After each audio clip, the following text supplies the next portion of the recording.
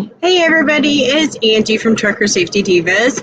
You have to excuse the sunlight behind me. I'm sitting up front in the front seat of my truck, so I'm going to bring on my co-host. I got Angela and I got Brook with me. Hello, ladies. Hello. Oh, so how's everybody's day going? Angela, you're still at home, you lucky shit. No. I am still at home. That is true.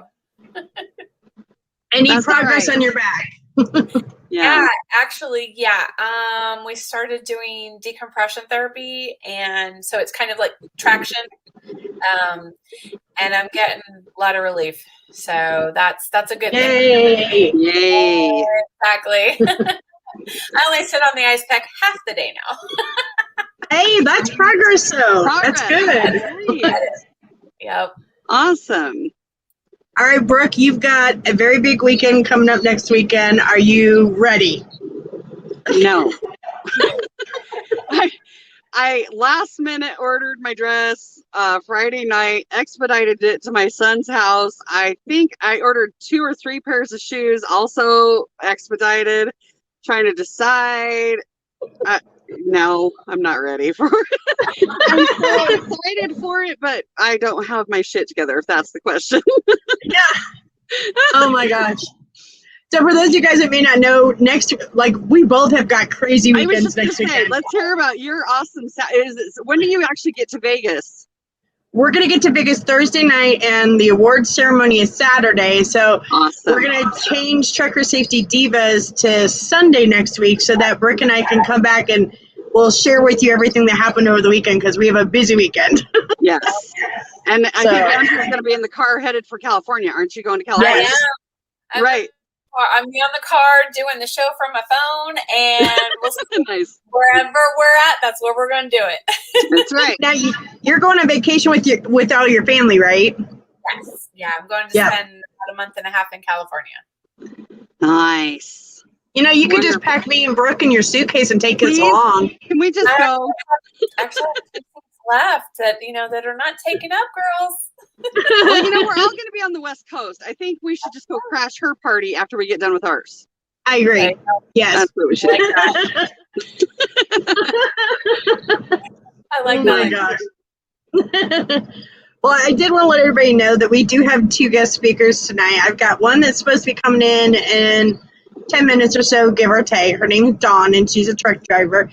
And she's going to share with you a little bit about her story and how she's dealt, because the topic tonight is how we as truckers and truckers' wives deal with depression out on the road, and how sometimes as truckers we can start to feel isolated from our family and friends. So that's kind of the topic tonight. So I was going to touch base. I guess we'll start with you, Angela, and then we'll circle around. Have you guys dealt with it? And if you have, what have you found has helped you? Oh boy. Yeah. Yes, I have dealt with anxiety and panic attacks and depression several times over my adult life. I guess really after my divorce, which was in 2012, I went through a really hard time. I started driving solo, and all of a sudden I was by myself. It wasn't just the loss of help. It was, the loss of someone to talk to and someone to bounce things off of. And, it was hard. I went into a deep depression. I could spend 4 days in my truck before I had to get out. I had enough food. I had a porta potty. I didn't need to get out, and I didn't. I would spend day after day after day in my truck and not socialize with anybody. I didn't want to talk to anybody. Nobody could understand, up here, nobody understands me. Nobody gets what I'm going through. Nobody knows what I'm dealing with. Right. Then you find out how wrong you are and how much people, do know what you're going through. And I have some really good girlfriends that were there and are still here. And, it's even today, it's emotional, Yeah. So my girlfriends, forced me to come out and talk to them and go out to dinner with them and see them. Yep. And even when I didn't want to, I would make every excuse in the book, you know, to not do something. Oh, I don't feel good. Oh, I have PMS. That was my favorite. You know, I have something else to do when I really didn't, you know, and they saw right through me. They really did. You know, they saw right through me. So, you know, they know who they are and they know how much I appreciate them. But it wasn't easy, and it was several years. You know, it was gradual, and it got really bad, and then it took me time to get out of it. And, you know, even today, you know, I still have times, you know, if I don't open up the curtains in here, you know, it's downer automatically. I've got to make sure that there's sunlight coming in so that I feel like I'm part of the world outside. You know, absolutely. So, I'm the same way. Yeah, I agree. Right. Brooke, what's your story? It's hard to talk about, I'm not gonna lie.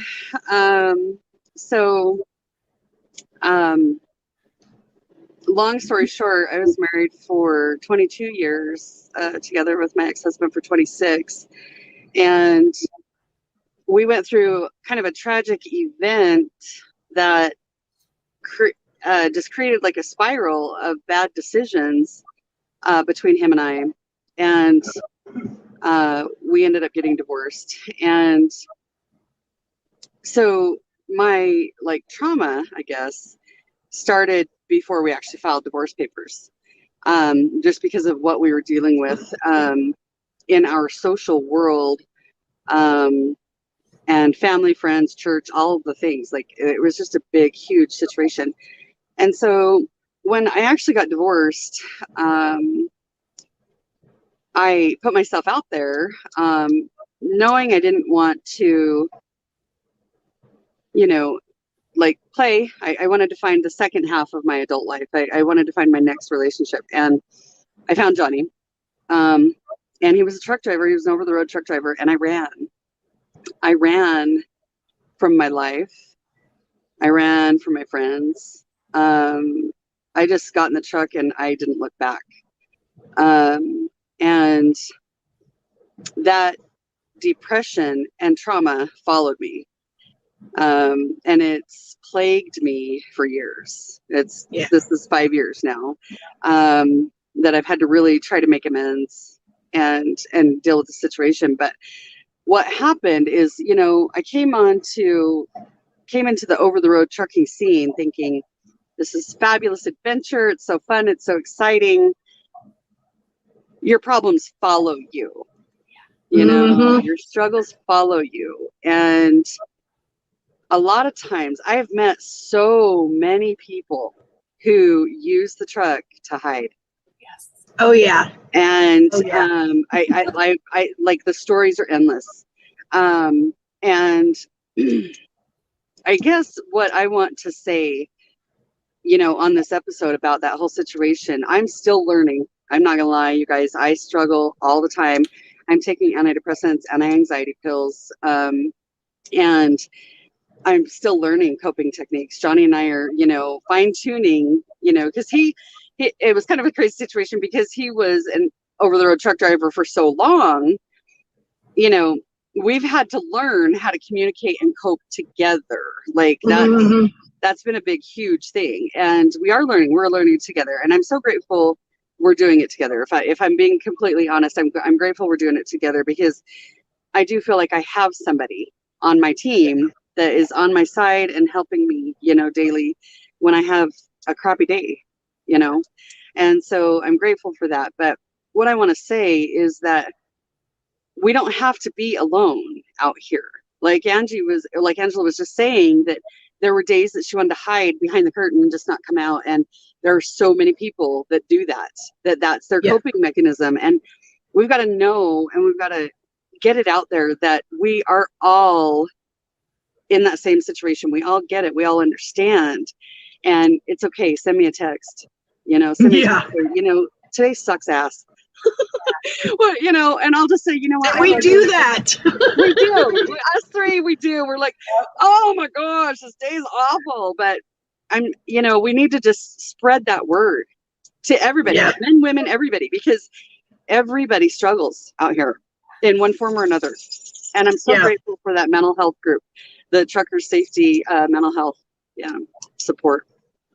Yeah.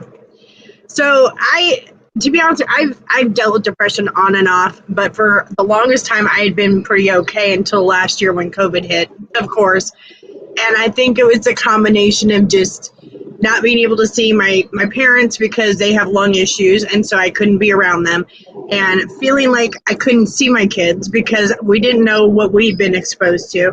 Right. I couldn't see my kids and my grandkids, so I felt myself like getting into a really deep depression.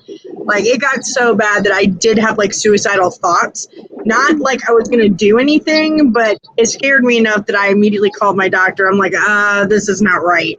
And so she put me on some medication to help me with that because I was having anxiety issues and the suicidal thoughts. But yeah, I mean, and I guess that's the whole reason that I put together the Truckers Mental Health Group, which I'm going to put the information right here. Hold on just a second. There we go. Sorry. But we have a Truckers Mental Health Group that we started a few months ago. And the whole reason that I started was because there was a trucker that committed suicide. And it was somebody that I didn't know personally, but I knew on Facebook. I communicated with a lot. And it was right before Christmas. And I was just like, how many other truck drivers are like that? We all tend to be by ourselves. Even if we're team drivers, we're by ourselves. And we bottle that shit up. Because you don't have very many people to talk to. Because how many people understand our lifestyle?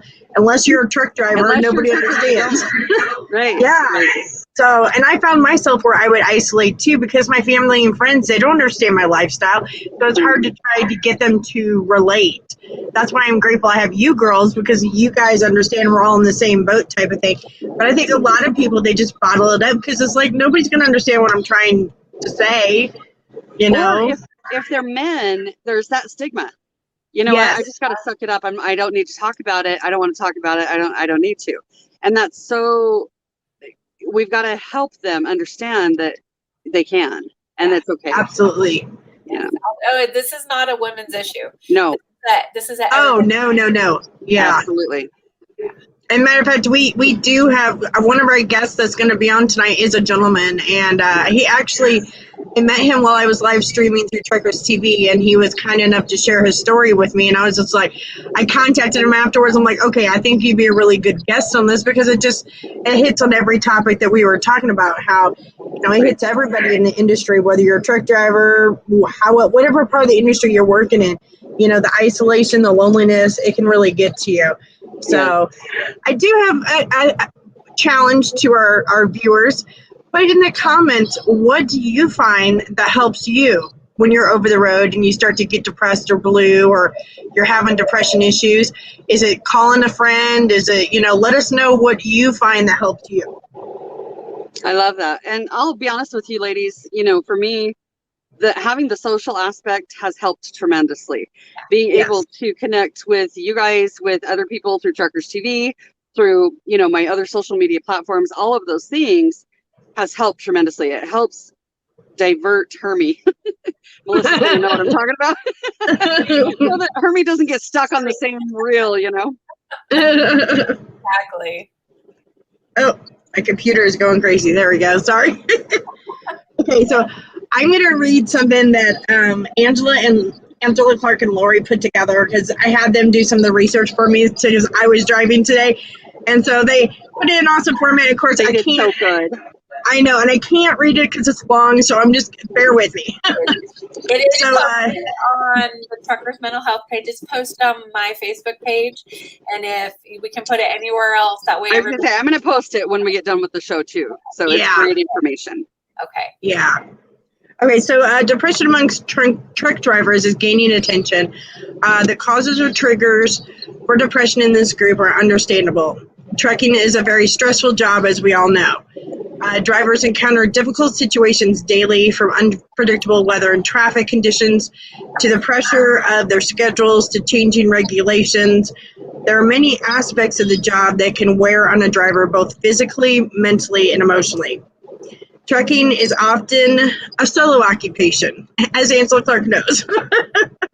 Truckers spend a great deal of time alone, and they spend a lot of time thinking and possibly overthinking the situations that go on around them.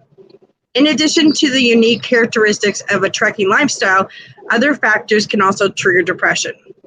Long-haul drivers have additional stressors. The very nature of the job limits the ability to maintain any sort of regular schedule. They must be away from home for long periods and away from their family life.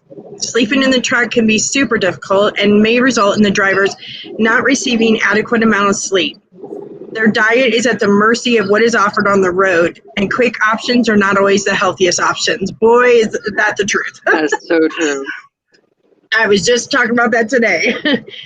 Below are some tips that we've come up with to kind of help you guys as far as for battling depression and being over the road. The number one thing is having a pet on the road, and that's, traveling with a pet has serious health benefits, which includes decreased blood pressure, decreased loneliness, and increased exercise opportunities. Per the Center of Disease Control and Prevention, considering the plethora of health issues that truckers tend to suffer, having a pet can make a whole lot easier. And I tell you what, I'm just going to comment on this because I agree. Because that's the whole reason we got the dogs. One, it forces me to get out of the truck every 4 hours. I don't have to worry about blood clots in my legs. And it forces you to actually have to, be physical and do something. So, physical health. Maintaining your physical health isn't just about looking good. It's also about feeling good. Eating a healthy and balanced diet with plenty of fresh fruits, fish, and vegetables. And more truck stops are starting to offer the healthy options so drivers can keep a cooler on hand for healthy snacks. Exercise helps to improve strength and endurance, and the hormones released during a workout is an instant mood boost to fend off stress and depression. That's why I walk so much, because it helps. Walk it out. Walk it out. And this is Brooks. This is what she does. Use your ears. Rank it. Exactly. Listening to music, humor, or inspirational programs can help keep your spirits high. If you're alone in the vehicle, no one knows if you can't keep a tune. Sing along with your favorite songs. Everybody knows I can't keep a tune. I share mine. It decreases stress and hormones, helps to increase your body's ability to fight diseases. Inspirational programming can also help you focus your energy on the positive to get through those tough times. There's a podcast available on just about every subject out there. Explore your options and find some interesting listening for you. Number 4, communication. Keep in touch with your family, friends, and coworkers while on the road. Today's technology offers many options for sharing stories and photos. If you see and hear about what is happening at home, it will help you reconnect when you're back with your family. Of course, driver safety is paramount, so please make sure that the use of technology is limited to when you're pulled over or parked for the night. When you stop for a break or interact with other drivers, be sociable and help build connections. Number 5, exercise is the best medicine. Studies now show that regular, moderate, intense exercise can improve symptoms of depression and work, as well as some medicines for people with mild to moderate depression. Exercising with a group or with a good friend helps to add social support and another mood booster. Number 6, positive thinking may help. The old advice is to accentuate the positive has advanced into a practice that can ease depression. It's called cognitive behavioral therapy. People learn new ways of thinking and behaving, and so then the distorted negative self-talk and behavior is identified and replaced with a more accurate and balanced ways of helping to think about yourself and the world. Used alone or in conjunction with medication, CBT works for many people. Some facts about depression. It can sneak up on you slowly. That is so true. Depression can creep up gradually, which makes it harder to identify than a sudden illness.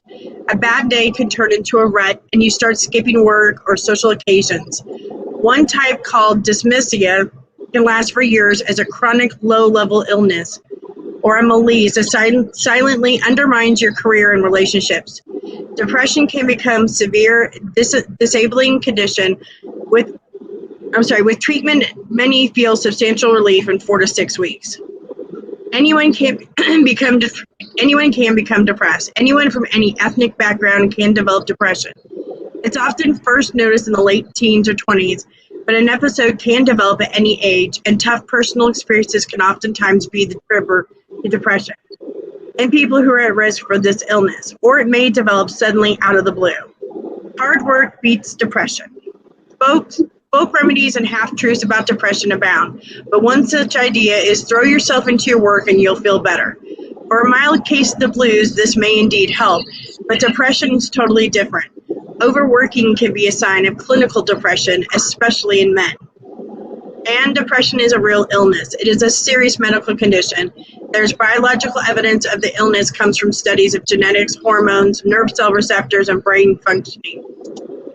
And let's say depression is not just self-pity. People who have clinical depression are not lazy or simply feeling sorry for themselves, nor can they or will the depression simply just go away. Depression is a health problem related to changes in the brain, and it usually improves with appropriate treatment. So I thought those are really freaking good. I know there's two more, but I know it's getting long, so I was going to cut it off there. What did you guys think? Yeah. No, like I said, this is all posted on Truckers Mental Health. It's posted on Truckers Safety Divas. It's on Twitter. It's on Instagram, and it's on my personal. So anyone who wants to read it all the way through, read it and read it and read it and read it and get it in your head.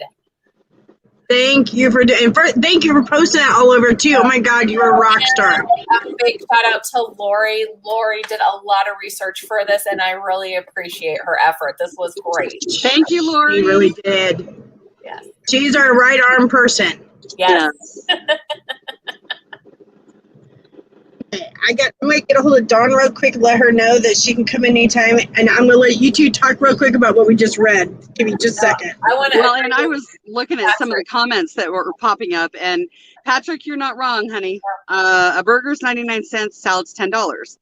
You're not wrong that exercise can be unrealistic in our schedule. I think that it is seriously something we have to try to do. I have not mastered that yet. So I'm not an expert in saying, hey, get off your ass, let's get it done, because I haven't mastered that yet. 70 pounds heavier later. So, exercise is not always realistic. We all have schedules. It depends on, what you're doing. I could run a marathon today, but I can't do it for another 4 years because I got a schedule to keep. Right. Yeah. Right. So you have to be purposeful. You have to know, I have to do this, even if it's a sprint to the restroom. Yeah. Yes. Instead of a slow trot, let's sprint, walk around the trailer twice instead of just once. It's little things. And I think the things will add up for sure. That's what I was going to say. Yeah. Yeah. When you do those little things and you force yourself to walk a little farther each day or work a little farther away from the truck stop and do those things, it does help. I'll tell you something funny. When I'm being lazy and I'm like, seriously, you had to clear the F out here to park. I get out of my own head and I purposely count all the steps to the door. Yeah. Like, that's how I get past my attitude about walking, Yep. Okay. Hold on just a second. Oh, there she is. There she is. I see her. You see her? I don't see her. Okay. Well, I don't know if she's backstage. She was did she get the link? Yeah, I sent her the link. Yeah, she's on the comments. Yeah, she's in the comments. Yeah. Okay. Click on the link. Okay. Make sure. Yeah, I sent it to her. Hey, Dawn, if you can hear us, just click on the link and we'll bring you in. Oh, maybe I didn't send it to her. Oh my God. Yeah, no. Did I? Oh my gosh. Somebody just needs to fire me today. It's been one of those days. It's okay. Yeah, Lori, I've been trying, Lori just mentioned that she does isometrics and stretches her limbs. I actually have been trying to do DDP yoga on a regular basis, but I'm not gonna lie, I don't make it as big of a habit as I should. And it is about me being more purposeful. It's not anything else other than that. But I love DDP yoga too, because it starts out in your bed and advances from there. So any level of activity, and it's easy to do inside the truck. I want to try that, but I want to mention this comment because I wanted to bring this up too. Patrick said the big reason the drivers don't talk to their doctors about depression is it's automatic disqualifier for drivers. Right. Yeah, and that's scared me. Sad. That's not reality. I mean, it's that's what scared me when I had to go talk to my doctor and be like, hey, I need help. Something's not right with me, and I was petrified of that too. And we shouldn't have to be. If we're asking for help and assistance, losing your job should not be part of it. Right. Exactly. Right. And it's not even just a job, it's your livelihood, because once you lose your CDL, getting it back is a big deal. Oh yeah. You have to jump through so many hoops to try to prove that you're okay to drive. You might as well just change careers at that point. It's so difficult. Right. Absolutely. Okay, she's got the link, so hopefully she'll be calling in here in a minute. Yeah, I mean, I think that's the biggest thing, because I've had people, contact me, and they're like, I'm so depressed, I want to go talk to my doctor, but I'm scared to. And I just think it's ridiculous. It's just like, if you want to quit smoking, it's okay for you to take Wellbutrin, but you can't take Chantix because Chantix is habit forming.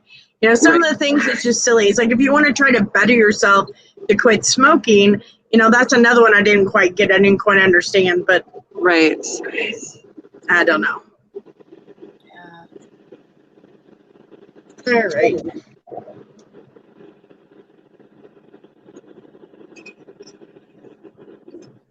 Not sure where she's at. Oh well.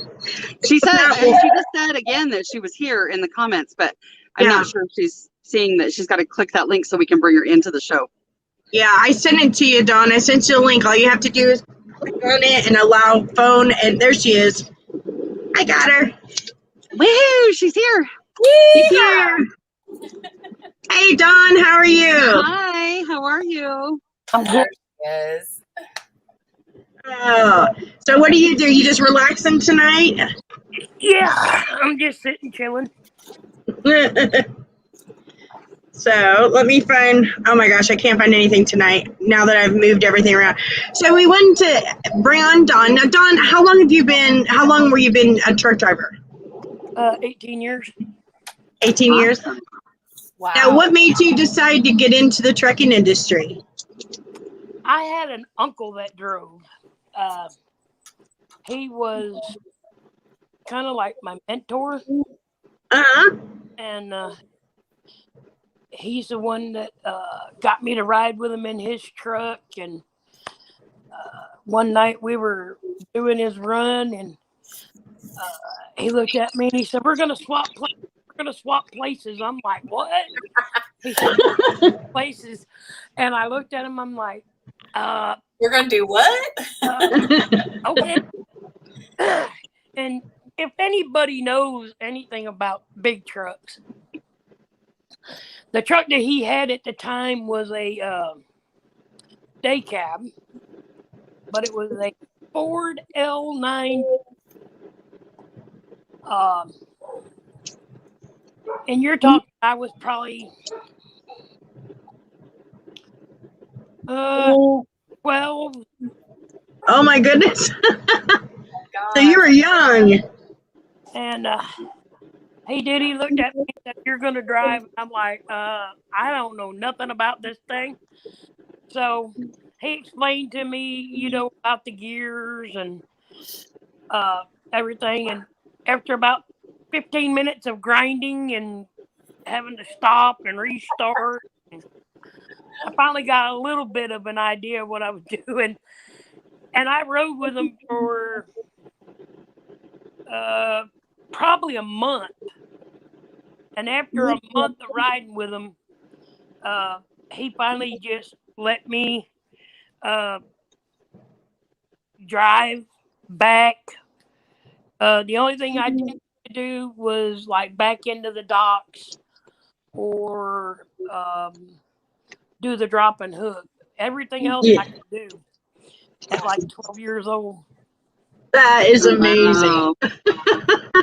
Wow. And so after you started driving, Dawn, were you a team or were you solo? Well, I started out solo, then I was getting a team, doing team, and the first team partner I had was this really, really, really mean woman. Oh boy. Oh no. And as y'all know, Angie and Brook know, when you team, you know, you have your, I don't know if you do it, Brook, but I think Angie and them do it because of the company. They have what they call lead seat drivers. Yeah. That is the person that accepts the loads or not accept the load. They're the ones that make sure that if the truck's got to have maintenance done to it, it gets done. They're in charge of everything with that truck. And that was my responsibility. And we were sitting in California.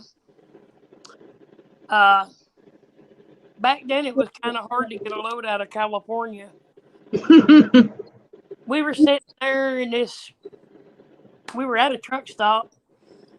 And I went in and went to the bathroom. I think it was a TA. And I went into the bathroom, come back out, and she's like, woo, we got a load. And I'm like, really? She said, we got to go get it. I said, what do you mean we got to go get it? She goes, yeah, I told him we take it. Y'all, I look at my Qualcomm. It picks up a mile up the road from where we're at. And it's going like 20 miles down the road. Oh. No. And I'm like, I told you not to mess with it. We needed the load. We needed to go. I said, now look, now we're going to get 20 miles down the road. One, we ain't going to have a truck stop. Two, you ain't going to have nowhere to go potty. So now we're going to be stuck sitting somewhere till we get another load. Right. Oh, yeah. We had to have it. Well, we go get this load. We go deliver it. Now we're sitting in a grocery store parking lot. Oh boy. I have no idea about anything. The next thing I know, I have a boss calling me, jumping on my butt because of the load that got accepted. And I nicely told him when I got out of the truck, I said, well, I'll leave the truck sitting here and I will get me a plane ticket or a bus ticket and I will go home. He's like, well, wait. What do you mean? I said, you're sitting here jumping on me for something that I didn't do. I said, why don't you call her phone and rip her a new rear end? What do you mean? He accepted the load while I was in the bathroom going number 2. And he said, really? I said, yeah. So he deducted it out of her pay. Oh, good. Oh, wow. Then when we would come home for home time, she would dump me out of the truck and take the truck to South Carolina. And I'm like, wait a minute, that ain't going to work. And then she wanted me to take the rental car I had and drive all the way to South Carolina to get in the truck. And I couldn't do that. The rental car had to go back to where I got it from. And yeah. But a big old problem. And then she started writing the paperwork. Because back then we would drop them off into like the DHL boxes, or I don't even know if they had trip boxes back then, but it would get shipped up there to them. And she started calling the boss saying, well, I didn't get paid for this. I didn't get paid for that. I'm missing this and I'm missing that. Well, he called me again. He said, Dawn, he goes, I'm not going to jump your butt. He said, but we got a major problem. I said, what's that? He said, she's saying she ain't being paid for loads. I said, every load that we do, I drop sometimes as soon as I get them dropped, I said, no. I said, everything's been turned in. And he said, will you please do me a favor and check that truck? Y'all, I went searching through the truck and the overhead, we drove a Freightliner Century. In that overhead compartment, she had stuck 12 packs of paperwork. Oh, no. for things Oh no. that we were missing on our paycheck. Oh, wow. Oh. No. So, it wasn't long. The boss man pulled her off of my truck and took them with him. And I warned him. I said, "I'm telling you, you better watch your back." I said, "She might kill you." And he said, I'll be prepared. Well, then he started looking at stuff that he was sending in and started missing loads. So he went looking through the truck on their home time and found where she was hiding paperwork all throughout the truck. While she was at home, it told her that he didn't need her to come back. Wow. Yeah. So, Oh, jeez. I ran by myself for a little while, and then I got another team partner who was a friend of mine, who originally went through their orientation, and I don't know, for some reason, the truck had to go in the shop, and he didn't come back. And so I wound up taking his spot. And then I needed a team partner, and so they told him he could come back. And he went and finished up what little bit of orientation stuff he had to do. And he did really good. The first couple of trips, I stayed with him and helped him. And one night I told him, I said, "Look, I'm tired. I'm going to bed." So I'm back there sleeping. And I don't know, for some reason I woke up because the truck wasn't moving. And I asked him what was going on. We're sitting in this gas station. He said, "I'm lost." I went, Uh-oh. I said, "What?" He said, "We're lost." I said, "Did you not read the directions?" He said, I was afraid to move my Qualcomm." I said, "All you got to do is hit the down arrow and the screen goes up. You can read directions." So now I got to call dispatch. I got to find out where I'm at because I've been asleep. Yeah, you don't know where you're at. Like, "What are you talking about?" "I have no idea where I'm at." "What do you mean?" So I said, "I've been in bed. Did you not see? I've been in bed."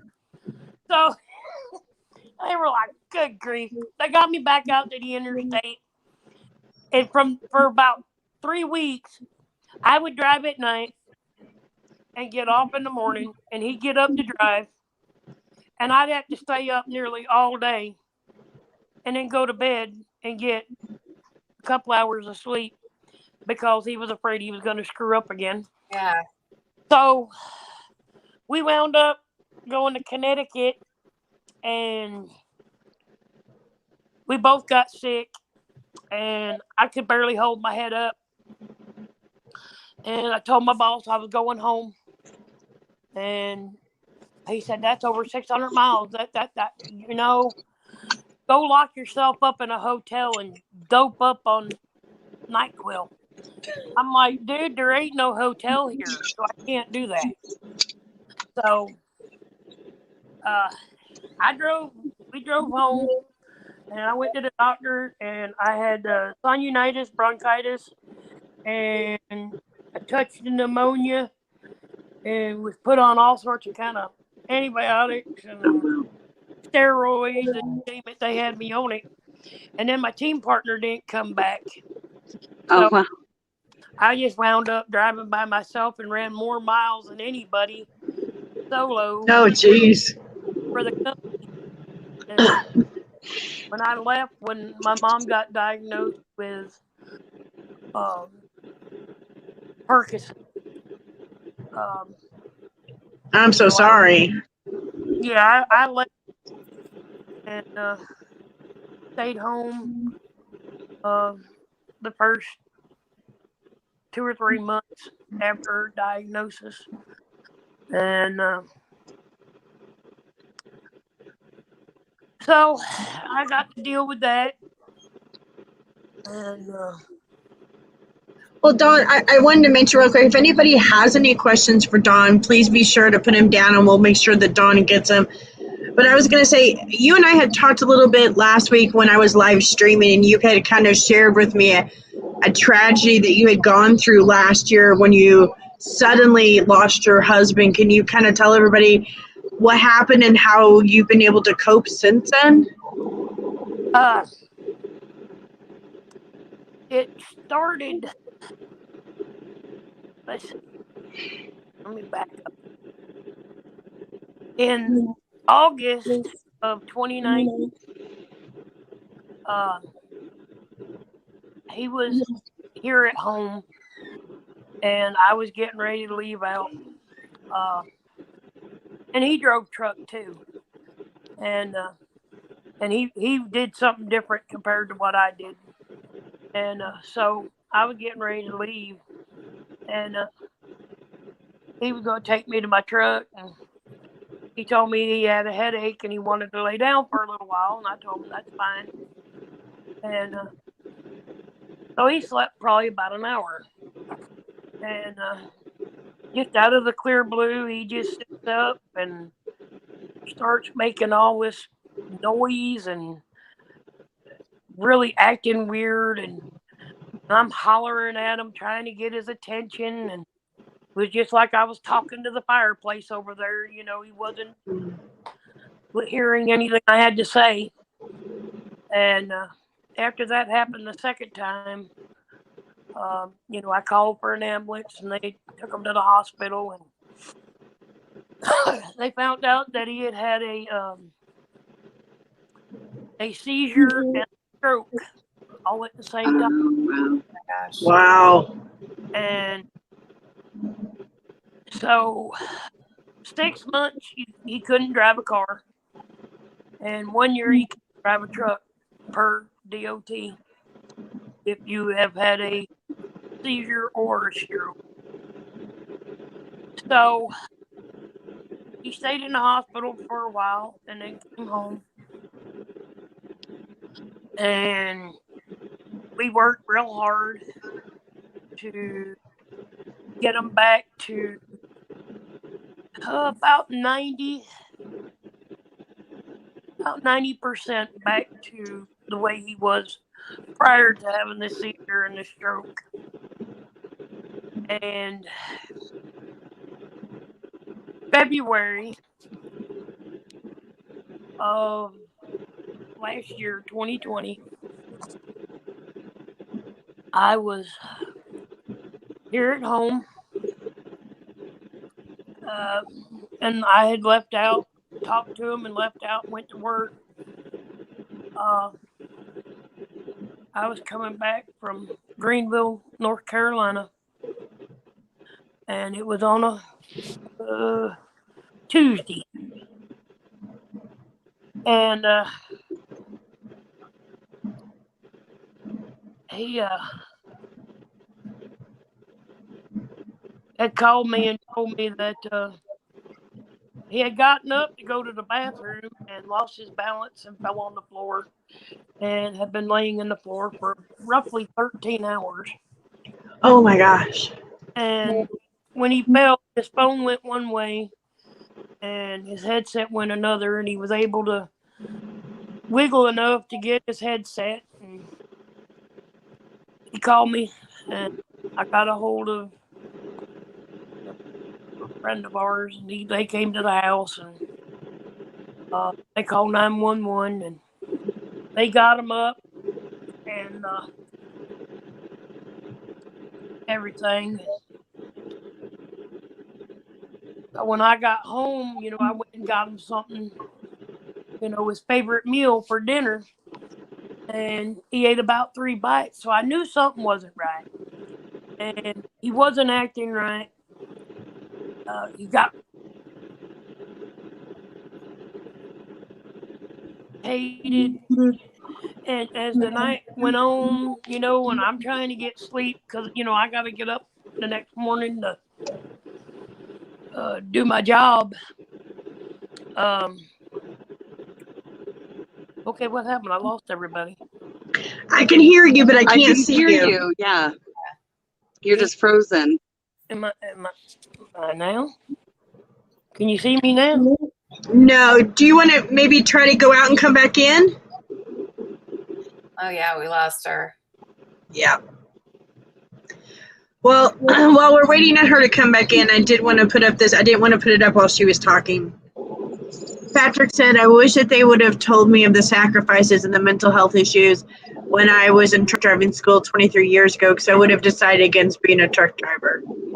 I thought that And I was don't pretty know profound. that they really addressed those kind of issues. I mean, it's still kind of a closet situation because of the DOT standards. It's not talked about as much as they probably should. Yep. That is so wrong. I agree. I agree. Yeah. All right, Dawn's back. Let me get her added to the show. Hey, Dawn, we see you now. But back to what I was saying, he was agitated, wasn't acting himself. About 3 o'clock that morning, he got up and get up to go to the bathroom, and I helped him. And he made it almost to his hallway and lost his balance and fell. And I couldn't get him up. I called for the ambulance to come back out. And when they got him up on his feet, he turned at me, and I could look at his eyes, and I could tell that his eyes, there was something wrong. And I made them take him back to the hospital. And the hospital that I took him to, I should never have taken him back to, because they treated him like he was a dog. Looked down their nose at him, and doctor screaming at him, "Why are you here?" And he looks at the doctor after getting so mad that I had to calm him down. He tells the doctor, it felt like the right side of his face was falling off. And when he talked, I knew something was wrong, but when he mentioned that it felt like his face was falling off, that automatically clicked in that he had another stroke going on. But they said it was a seizure and sent him home. And I get a call after I'm like 400 miles away from home, that he had called for the ambulance to come out. And I asked him why. And he said he wasn't comfortable in the recliner. He wanted to get on the couch. And he said, I hear him coming and I'll call you back. Well, I never heard nothing, so I called him back. And now he's in an ambulance headed to the hospital. And the next morning I get a call that they found where he was having what they call a series of mini strokes. And it's a continuous rotation of a stroke, but just a mini version of it. And by the time I got back home,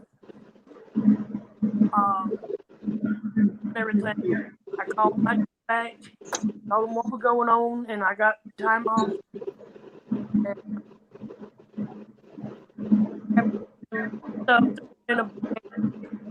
And I get up there to the hospital, and I get told to expect the worst, because they weren't expecting us to make it till that Monday. And they wound up starting physical therapy with them. Everything, sent them to rehab, and rehab sent them back home. And he was basically confined to a hospital bed.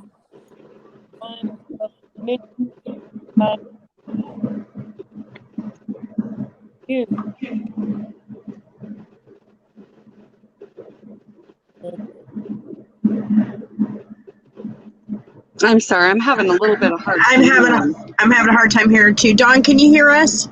Yeah. Can you hear me? Okay. Speak up just a little bit, honey? I'm having a hard time hearing you. Well, I got the volume as far as it'll go. Yeah. I wish I had my headset. It'd make it a whole lot easier, but I don't have it with me. But when he passed away on June 9th, I was coming back. Like I told you, Angie, I was coming back home, and his caregiver called me and told me that he had passed away. I don't remember driving the truck all the way back. I don't remember going to Atlanta. I don't remember dropping the trailer. I don't remember anything. I remember calling a friend of mine at work, and he started calling my dispatchers and calling other people and like that for me. I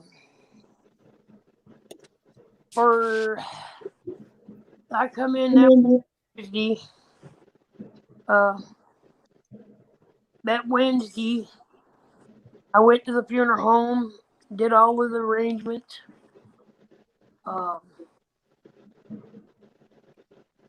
But for probably 2 weeks, I could not bring myself to come into the house.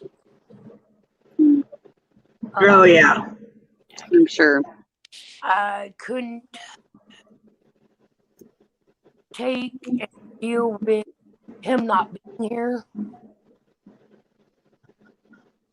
You know, we had been together for over 10 years, and that's a long time to just suddenly stop.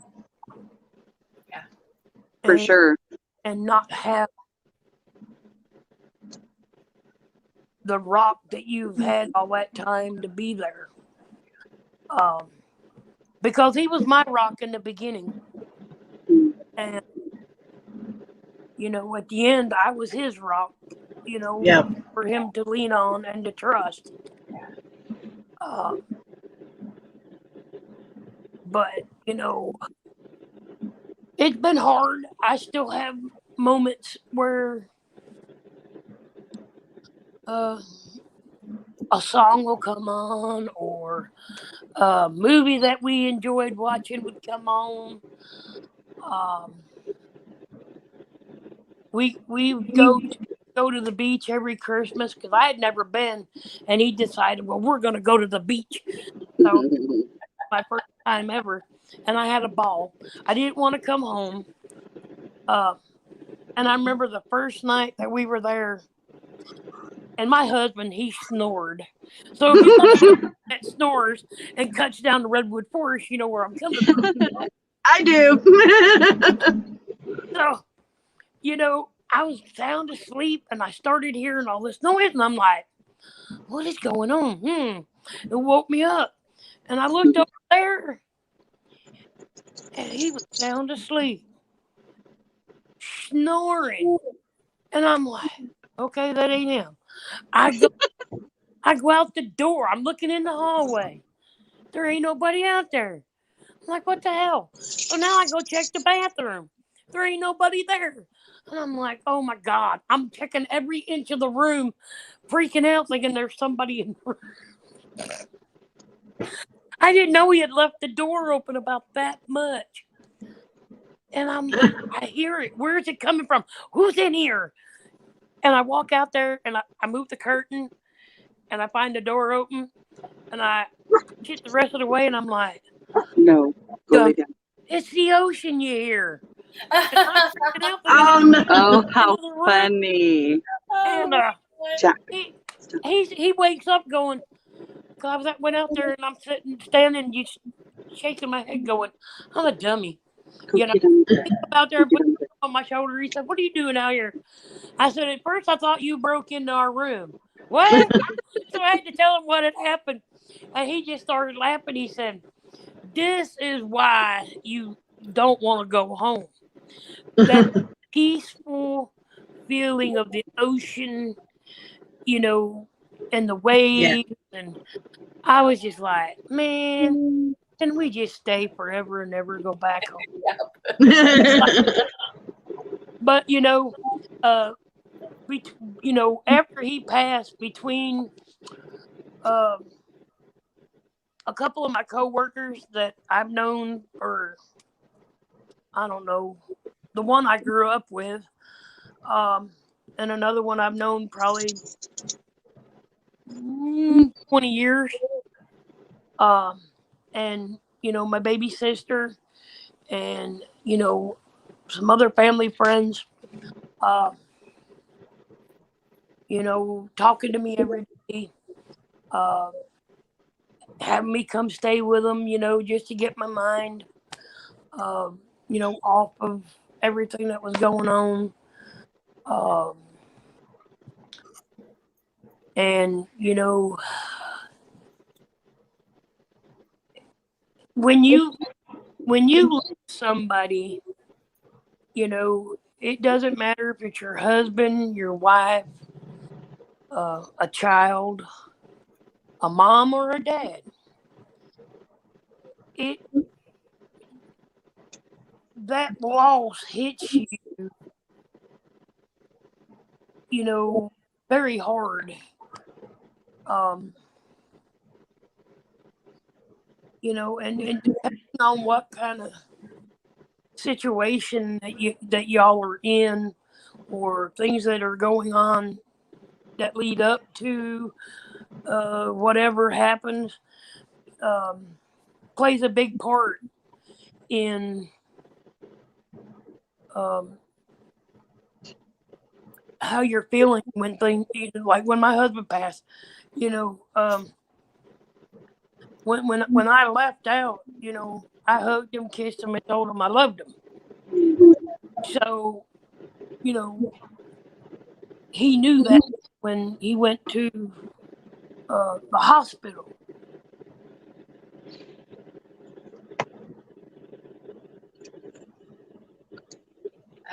Can't hear her. Dawn, can you hear us?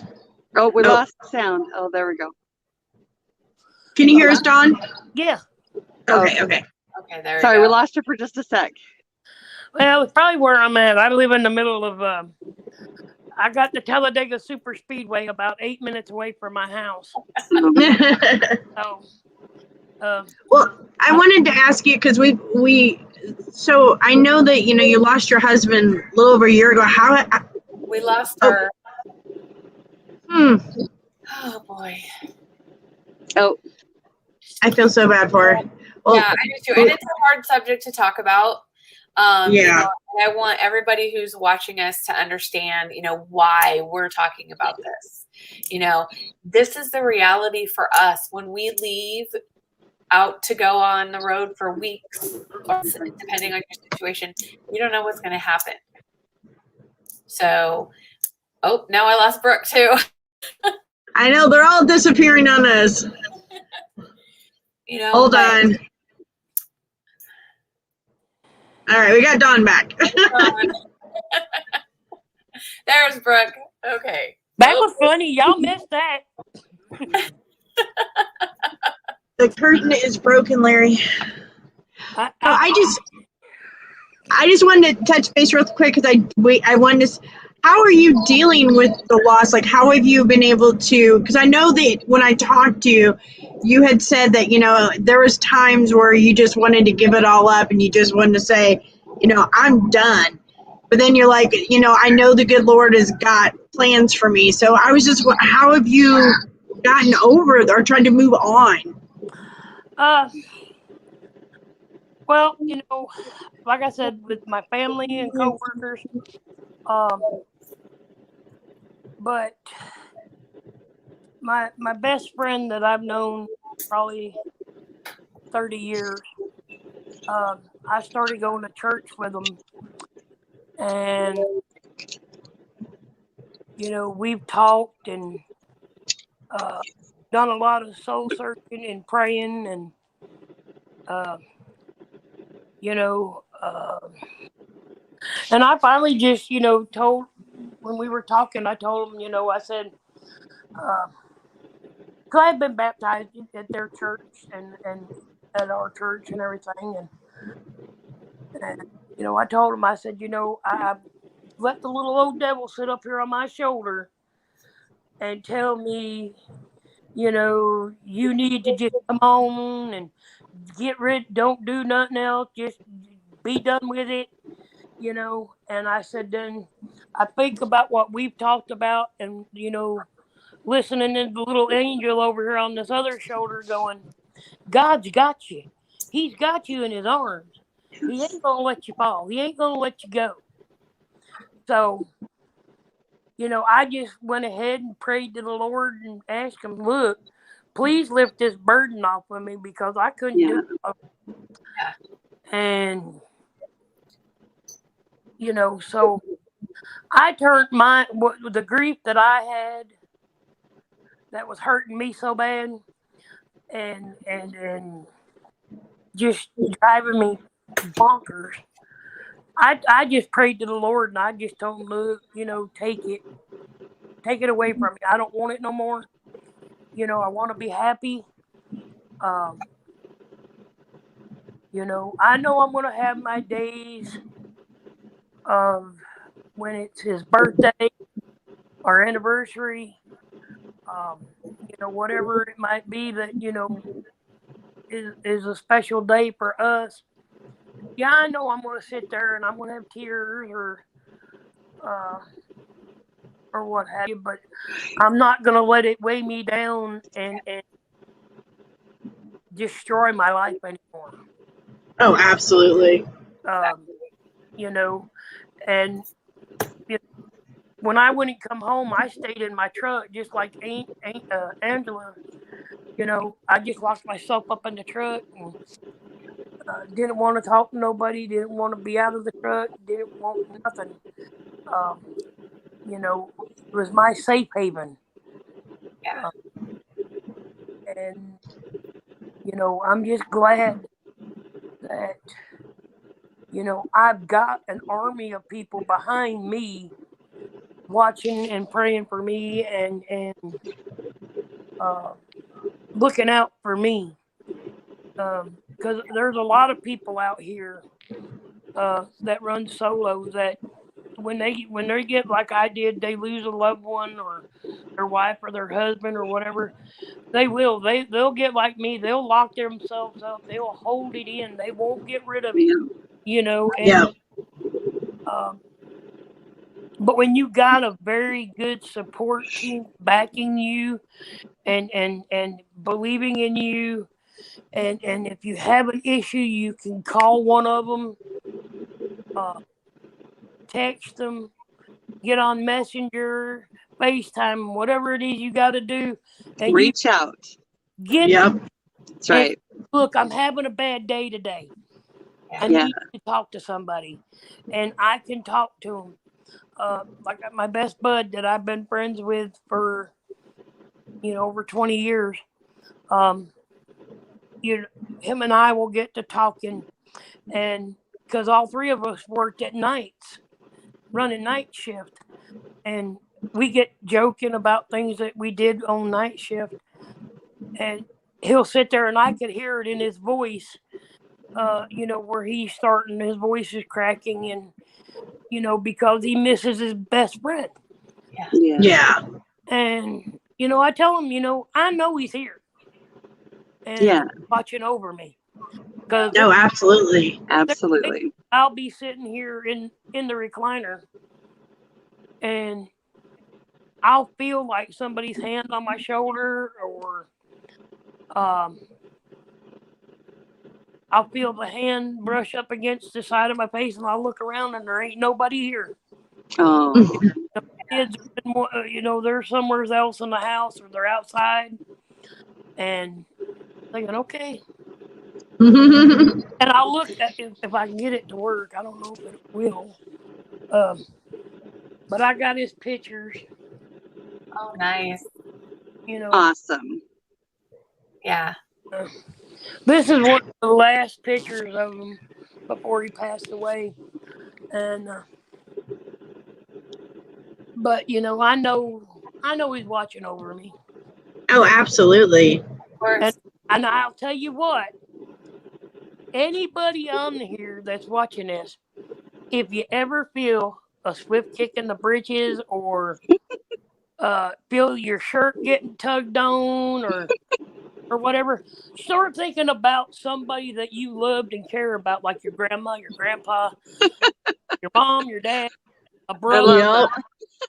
Because I'm telling you, they are here. They are real. Yes. They will come around and watch Absolutely. you. Absolutely. And they will Absolutely. mess with you. And they will, because he does. He loves I love that. when I'm Do here. that. I remember Hey.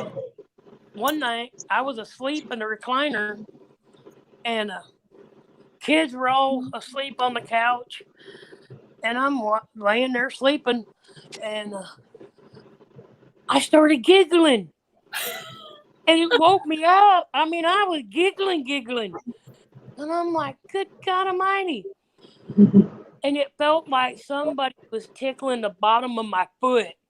There wasn't nobody there, but my foot was getting tickled, and I kept jerking it away, and I feel it being pulled back.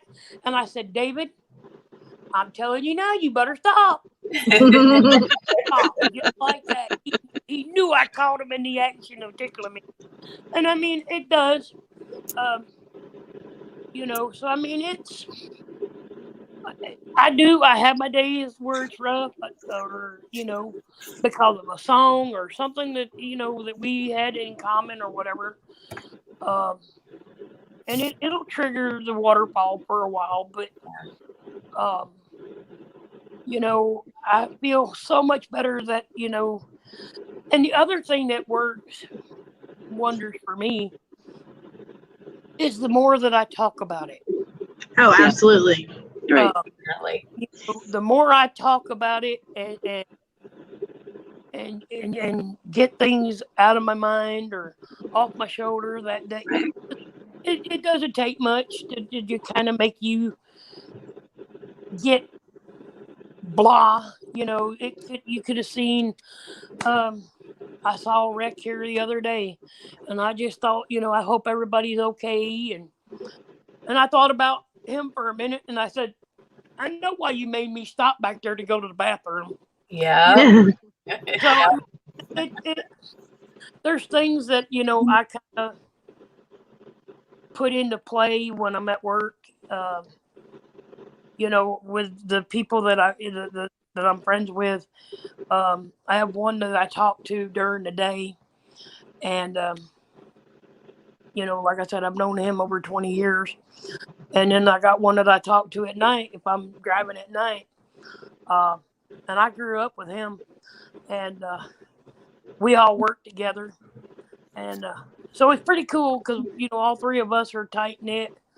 And so, I mean, it makes a world of difference. Oh, yeah, especially when you've got people that are there to surround you with love and support. I mean, it makes trying to get through these tough times so much easier. And COVID didn't help much either. No. Oh, no. That was my first thought process when I found out the timeline of when he passed away. And I was like, and then you were locked down during COVID. So that did not help. It really sucked, when he'd have to get to a doctor. You couldn't get nobody to come pick him up, to transport him to the doctors or to the hospital, because of the COVID. And I mean, it just made it like hell on earth there for a few months. I mean, I still had to work. And I'm so thankful for the caregiver that I had that stayed with him at night. Yeah, that's awesome. Yeah. But, I still worked through the pandemic. Yeah. It wasn't what I normally would do, but I still worked. So, I mean, it made me, leaving him, here at home. But what he had that, while I was gone was, he had his caregivers that stayed with him and our two beautiful little fur babies, would come in and they get up on the side of the bed, and he pet them and talked to them. And Yeah. I called them one day, and I said, "What are you doing?" He said, "I'm playing with the dogs." I said, "You're playing with the dogs?" He said, "Yeah, they're right here." And like he got me on FaceTime. And on the phone around, and the two dogs were sitting up on the side, standing with their paws up on the side of the bed, and he was petting their heads, talking to them, And I told him, I said, "You better be careful. They're going to get up there in the bed with you." He's like, No. He goes, "I told them they couldn't get up here." But, he had the dogs and the caregivers, and so I knew there was, he'd be in good hands and be in good spirits, while I was gone to work. And, he called me a couple of times during, while I was gone a day, and to check on me to make sure I was okay. And Yeah. there's days that I miss hearing that phone, getting that phone call and missing that voice. I bet. Same thing with my mom, who passed away. She'd been gone for a while, but she would call me every day. My sister would call me every day. I've lost so many people here just in the last this year. I've lost 3 people, and I lost my sister just a couple of months ago. Oh, I'm so sorry. And so it's been a while. 19 and 20 and starting off here in 21, it's been kind of aggravating, but like I said, having that team stand behind me, it's made it a little bit easier. Yeah. Right. Everything. And but yeah, and getting to watch y'all, I try to watch y'all. We appreciate that too. If I'm not asleep, but I get a kick out of it because you 3 are more like sisters than you are. Oh, True. We are. We are. And I get a kick out of it because, like last week, y'all were talking about something, and I don't know what it was, but y'all started laughing, and I about got up in the driver's seat because I was parked, but I about fell in the driver's seat. I thought, dear God in heaven, where'd that come from? Only sisters would know that. Yep. That without getting mad at each other. Yep. But well, Dawn, I just wanted to thank you so much for coming on here because, first of all, talking about this is not easy for anybody. No. But the fact that you've been through this loss and are able to talk about it, I truly appreciate it. I thank you for coming on here because there's lots. When you read the comments back, you'll see there was a lot of people that are in your same shoes. Comments, yes. Yes, so much support and love. To a lot of people.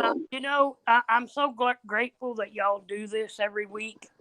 And, I appreciate how much that y'all take time out of your lives to deal with people like me. We love you. How about that? We're so grateful you've joined us.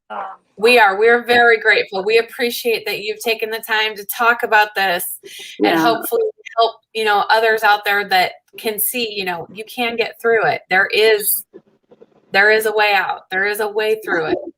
And I loved one of the comments that came up. Message me, look me up on Messenger or Facebook or whatever.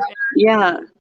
And I'll talk to you. I mean, my late husband would tell me, "You don't never meet a stranger." I said, "No, I don't." That's true. That's true. If you had met me when I was a little kid, I was the shyest person you would ever meet. I hid behind if you were new, forget you. You weren't coming near me. I was my mom's butthole before anybody got to me. But I don't know. as I got older, it's just I don't know what it is, but I could talk to just about everybody, but I Well, that's what I appreciate it. love about you, Dawn. Yes. And Angie, I Well- can't wait for you and Larry to get over here. I know. It's coming very soon. We will get together. That's right. Call. I can't wait to go to Lambert. I know. We're gonna go out.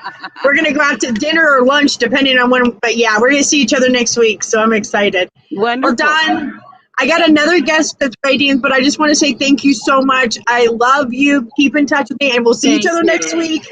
Thank you, Dawn. But- Thank you, Dawn, so much, honey. And for anybody who is wanting to follow Dawn, her name on Facebook is Dawn Stanton. And so, like she said, she'd love to meet more people and have more friends. So, friend her on Facebook. Yep. Yes. Thank you, sweetheart. I will talk to you Thank later. Thank you. you so much, Dawn. Love y'all. Bye. Bye, sweetie. Bye. I hate that every time I have to kick somebody out, it says, kick us out. Yeah. She was so sweet, and I loved her story. So I'm very grateful we had her on here tonight. Absolutely. Okay, and I hate to rush, but our next guest has been patiently waiting. So, Right? Yep. I'm so sorry. Let's bring him on. Bring him on. Hey, Hello, how are ladies. you doing tonight? Good, how are you? Hi, how are ya? Tired, but Okay, good. so you have to help Tired? me. We are all scared to mispronounce your first name. Well, it's not my first Arentzen? name. It's my last name, first name. My last Oh. name is Arentzen. Arentzen. Oh, that's your last name. Okay. Yeah, I did it With to no screw T. people up. No T. It worked. It worked really good. So you want Yeah. us to call you Dutch or what? What are we looking at? Just call me Dutch. Touch. Perfect. Okay. I can That's pronounce so that. much easier. Oh, so Brook and I met Dutch through Truckers TV, and Yeah. he shared some of his story, and so I thought it'd be really good for tonight. But so one of the things you had talked about was like how you got into truck driving, and one of the reasons you got into truck driving was your love of driving. So how did you go from like loving to drive a car to wanting to become a truck driver? I don't know. Basically, stupidity, maybe. I don't know. I love it. It was funny because my ex-girlfriend's father came up to me. His name was Ronnie. He said, "Look, Robert, my real name is Robert, but they call me Dutch because that's my CB handle. But he's like, you drive everywhere. You never home." I'm like, "Yeah, I know. So why don't you do that for a living?" Because he worked for Amtrak, and I looked up to him. I said, I want to work for Amtrak, yada, yada, yada. He's like, no. Because he told me how many people commit suicide per week, and he has to put up with it. It causes PTSD. I'm like, no, don't worry about it. Then I won't do it. So he said, why don't you do truck driving? So I went to school. Took me 3 weeks. Got my CDL. Went to, like I told you, went to Prime. Did their, I think it was 300,000 mile training, whatever it was back then. Got through that. Didn't work for them. And now I'm here with this company. I've been here almost 2 years. I won't go anywhere else. Wow. That's awesome. It's good when you find a place that you like. Right. Well, yeah, makes all the difference. Like everywhere else, you have your ups and downs. I mean, there's certain days I want to kill my boss or whatever, but who doesn't? I mean, but the good thing about this, I lease the truck. I know most of your Awesome. owner operators, I lease the truck. So yeah, I got it on the top of my mind. I got, okay, it's $118 a day. So either if I'm not moving or if I'm moving, that comes out. So my wife's pissed because I can't come home that often. I'm like, honey, you want me to pay the bills or you want me not to pay the bills? And she's like, Yeah. yeah, you can stay how long as long as you want. And we contact each other every day, so it's good. And she shares pictures of the dog and video of the dog. So I get to see home, which Angela, I live in Florida like you do, so we're neighbors. There we go. Right? But yeah, I mean, I like trucking. I always like to do a one-hand pump, which always gets me. I get a little kid on the side of the road. Right? I don't care. That's I don't best. care if it's I'll tell you a funny story. I did that 3 times in a row, Absolutely. and then I I saw red, white, and blue lights behind me. I'm like, what the hell did I do wrong? What did I do wrong? I'm not speeding. He goes, you just one hand pumped you just honked the horn for my son back there. I want to thank you. He stopped me to say thank you. I was like, that wow. is so cool. Yeah, that was cool. I thought that was too. Cool. And I love it when you drive. Go ahead. I love it when you get the old people that go by and they want you to do the fist pump. I'm like, that's the best. Yeah, I love that too. I've had weird. I've had sorry to say, I've had people flash me. I'm like, come on, man, give me some food. Yeah, fist pump. Oh, nope, sorry. No. Over that sometimes. Yeah, you gotta be careful. I mean, I've seen some weird things. I could write a book on the weird things I've seen on the road when I first started. I mean, it's calmed down a lot out here, like you will know probably. But it's stressful, like you said. I mean, it's lonely. I live in this little, I don't call it an RV because it doesn't have a toilet, doesn't have a refrigerator, but it's basically like a small RV. I mean, but it makes me money, so that's a good thing. Yeah. I think that's the hardest part when especially, when you've got a family, having to choose between, do I keep running hard or do I go home and see my family? That's always the hardest thing, do I want to make money or do I want to go home and see my family? Well, you want to do both, so. Right. Yeah, you do. You do want to, but it's also good to have family that supports you. Like my parents, yes. They're older, and my father actually respects me after so many years. I mean, before he didn't respect me, he called me stupid and stuff like that. I mean, I understand where he's coming from now because no, I don't have any kids of my own, but my wife's grandkids brought me into their family, and her children brought me to the family, and I could see through them that, oh, that's what he wanted me to do. Stuff that he's a chemist. He wanted me to do that, but I'm like, I'm not going to college. I tried it, and I failed out miserably because I can't learn by book. I got to learn hands-on. Yeah, so I'm the same way. Yeah.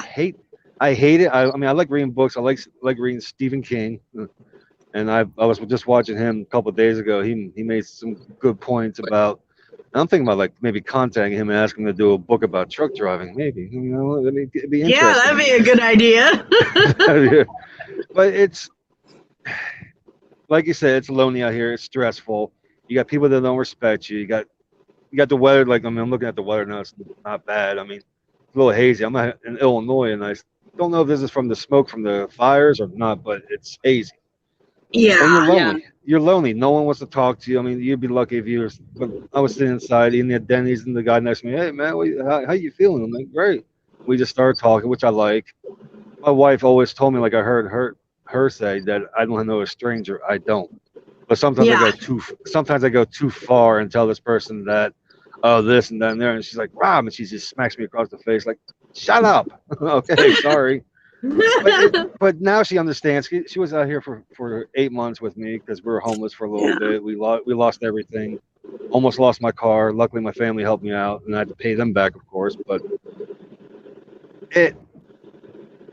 things happen. I mean, you get like I said, lonely out here. Nobody around you. Nobody to talk to. I've had situations where I didn't have a phone, so I couldn't contact nobody. Trying to get on the computer, talk to my dispatcher, and that didn't work. So then he texted me back and said, "What?" Or in the computer he says, "Why don't you use a payphone?" Well, then I got to pay for it. I mean, it doesn't make sense. Right. And if I don't have money for the cell phone, how do I have money for a payphone? Or payphone. Yeah. Yep.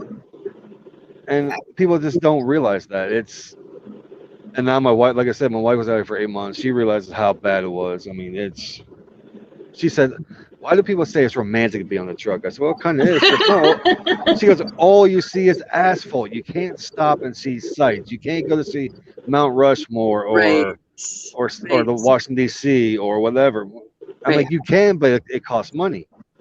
And whether or not you can get your truck in there, that's the other thing. That's the thing. You got an 80-foot vehicle. You got a place to be. That's the whole thing. Yep. And then you try to rent a car nowadays, just like for a small car, it's like $500 a week. I'm like, come on, really? Yeah. Oh yeah. I found out why. It's because they sold off all their old vehicles, not realizing that there'd be a shortage of cars. I'm like, yes. I look at the car dealership and there's no cars there. So what's going on? Yes. Yeah, COVID put a kink into a lot of stuff. I It messed tell a ya. lot of things up for sure. Yeah. Oh, A lot. Well, we're here, we're talking about depression and trucking Yeah. and how we deal with it, how we get through the things that happen to us in life. So your story is pretty special. You lost a fiance to Yes, I some did. pretty bad circumstances. Mhm. So can you talk about that? Can you tell us a little bit about that? Okay, I met her when I lived in Kansas. Because okay, let me start from the beginning. I worked for a small company. I got into a wreck in Grand Prairie, Texas, going through a controlled intersection. She was sitting in my passenger seat. I was sitting in the driver's seat. I looked over, didn't see anybody. She looked over, yada yada yada.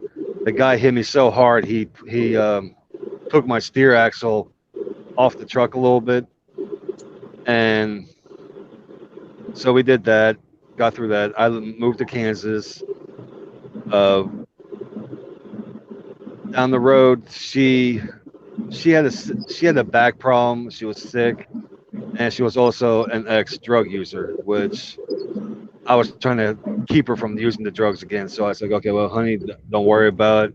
I'm here. You need me, yada yada. Because I was home because I had a fractured thumb and I had to and I was going through workman's comp and all that. And I remember the doctor giving her another prescription because she got I forget what it's called, but it was like a stimulator. She had a stimulator in her back, which basically took the pain away from her back Right. to somewhere else. right. Yep. And she got that taken out because it wasn't working. Her doctor said it was not worth it. So he gave her other medication, and she had other medications she was taking for like migraines. And what I think happened is they both intertwined, and one caused her to forget that how many of this one pill she was taking Oxycontin for the pain. And I knew exactly where it was, and so basically what I did is I knew she wasn't feeling good. She was feeling a little dizzy. I said, honey, do you want me to go to work? I can call off. She said, no, you need to go to work, have fun. So I had a neighbor of mine that we both knew and both trusted watch over her while I was at work. And she said, yeah, no, that's no problem. She's like, well, can I drink? I said, yeah, she doesn't care if you drink around her. It's no big deal. So she watched over her. And then I remember I worked at Hy-Vee, which I never knew of a grocery store that had a dishwasher and a place where you could sit down and eat, but this one did. So I said, okay, cool. But I worked there as a dishwasher. I went in there and my manager got a phone call. She goes, Robert, Dutch. She goes, you need to go home. And I said, what's going on? She goes, your wife, your fiance just called up and she doesn't sound good. So I called her up and said, you're all right? She goes, well, I just fell against the refrigerator and she had like a little gash on her head. And I asked a friend, I said, well, put her on. And I'm asked her, I said, do I need to come home? She goes, that's up to you. I mean, she's fine. She's laying down. She's going to go lay down. So I went home and she was sleeping. I said, baby, all right? She goes, yeah. So I let her go back to sleep. And I remember waking up like towards like the middle of the night and I just looked over and she was still breathing. I believe it was like 6 o'clock in the morning. I woke up and she wasn't breathing anymore. Oh no. I'm like, what? Really? I looked up and said, really? Come on. Yeah. So I felt I did all these tricks. I put my glasses underneath her nose to see if it nothing. So I called 911 and they said, well, drag her off the bed. I'm like, well, I'm going to hurt her. He's like, no, you're not going to hurt her. Drag her off the bed. You need to do this. It's okay. So I dragged her to the bed, did the compressions. Cop came over. I had 5 police officers, everybody. I mean, the whole apartment knew because their main driveway was blocked by all these emergency personnel and cops and everything else, and detectives. Luckily, the one guy that was a detective was working as a security guard at my apartment. And he took me to the side. He goes, "This doesn't look good." I said, "What do you mean?" So the guy that was trying to do the compressor said, "Sorry, sir, she's passed." And I was like, "Great. How am I gonna tell the family?" He goes, "Well, don't worry about that. We'll have them tell the family. We'll call the cops." And then, because they lived in another town in Missouri, I think it was St. Joseph or something like that. So they called the local cops there. They told them, and I was there for no lie 8 hours. They're asking the same question over and over because they want to see if you have actually done it. And Right. their philosophy is if you've done it, you're gonna mix up on your story. Well, I kept my story straight because I didn't do it. Right. So I'm not. I don't touch that crap. So, and I told the guy, I said, man, look, Tommy, I don't touch it. I don't touch. I don't. You know that. He goes, yeah, I know. Don't worry about it. They took her out. 2 weeks later, they had the funeral. And my God, that family, I was like, I felt out of place. I got back in my minivan. I tore off. I mean, I left at least almost a quarter mile of tread back there. I was like, I'm gone. See ya. Because I just felt like my life was at risk. And that's what her father said. He said, you better get out of here. Thanks for showing up, but just leave for your own safety. So that's okay. Because they thought I murdered her. I'm like, no. Oh wow. Yeah. And to this day, the daughter, I have an ex-girlfriend of mine that still lives there, and she's in contact with or the daughter contacts her to contact me and see if I can't give her money. I said, no. I gave you all the stuff she had in the apartment. I had no problem with the family coming over, taking her stuff. And I understood. I mean, half the stuff was hers and half the stuff was mine. So I was like, yeah, go ahead, take it. I don't care. But luckily for me, the way I got through this, well, yeah. The first day, her and I had met somebody because we had done a garage sale for the apartment. And he helped us bring some furniture up that we bought. His name was Billy, and he was a little younger than I was, but cool as hell. And he was just there. And I was walking my dog, no lie. I had the leash in my arm, a fifth of vodka and a fifth of Jack Daniel, and just walking down the road like this, walking the dog. Because I couldn't get a hold of my parents because they were on vacation in Spain, so I didn't want to bother them. And then because I could have got a hold of family and told them what's going on, they would have told them. I said, no, I don't want to bother them. That's a vacation. I left a message on their voicemail telling what happened, and they had met her like 4 weeks prior. So my friend's like, yo, man, what's going on? And he goes, what happened? I saw these emergency vehicles and everything. I said, I said, Lisa passed away. That's her name. He said, oh, man. He goes, look, give me those bottles. We'll go up to your apartment and we'll talk and I'll hang out. And from that day on, and I lived there till 2013, from 2007 to 2013, that had been late 2007. He was my roommate. I didn't charge him nothing. I said, look, you can stay here, live here if you want. Call this your second home. I don't care. Because him and I were so cool together. We have fun. Of course, we partied. I mean, who doesn't? I would come home from work and have a case of beer, and we just drink like the whole weekend and go back to work, and he'd do his thing. And then he always watched out for I had animals. So he watched out for the animals. But I think he really saved my life. I really think he did. And I keep telling him that. I still have contact with him. He got married. He has his wife's son and a daughter. I think she's like 2.5. So cute. And I keep watching him on Facebook. He's like, hey, we should meet up sometime. And he's like, you live in Missouri. I live in Florida.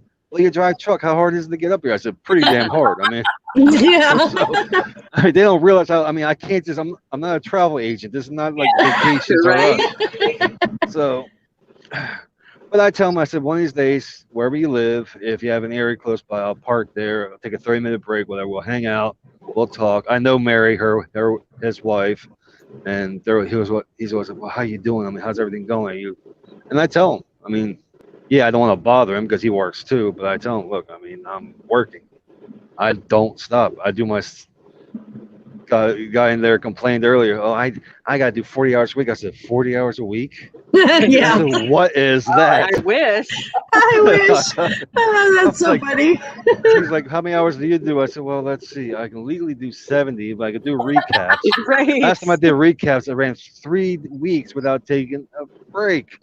He's like, he just looked at me with that stare like, I was thinking about becoming a truck driver. I said, well, let me ask you this. What's that?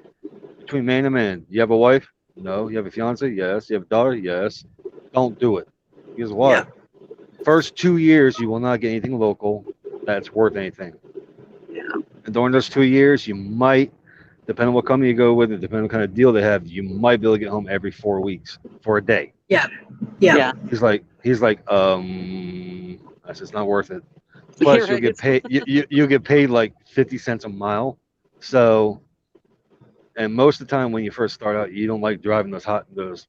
Me, I was the weird guy. I mean, I remember my one trainer was like, "When are you gonna stop driving?" I said, "I'm not." I used to drive his logbook because we had paper. I drive his logbook, then my logbook, then his logbook, then my logbook. I get to the load and he'd be like, "Man, I had a vacation." I'm like, "I know. Now it's my turn." So he drive my logbook and we just go back and forth. I mean, my one trainer was a flatbed. He's like, he actually almost cried because I was leaving his truck. He goes, "Man, you can make real money." I said, "I hate flatbed. I am not going to go in between onions. First off, they stink. Second off, if you step in the wrong place, you're gonna fall right through to the floor." He goes, "That's true."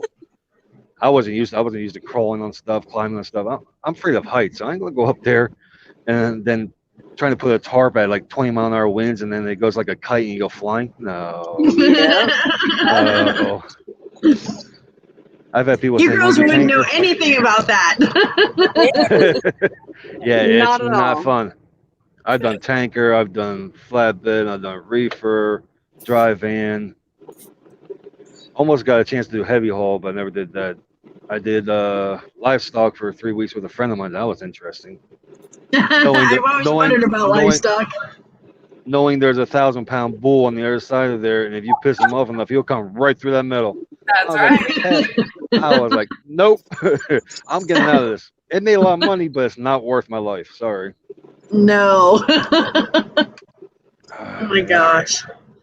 But yeah, going back to her topic, it was hard at first. I mean, but I had a good support system.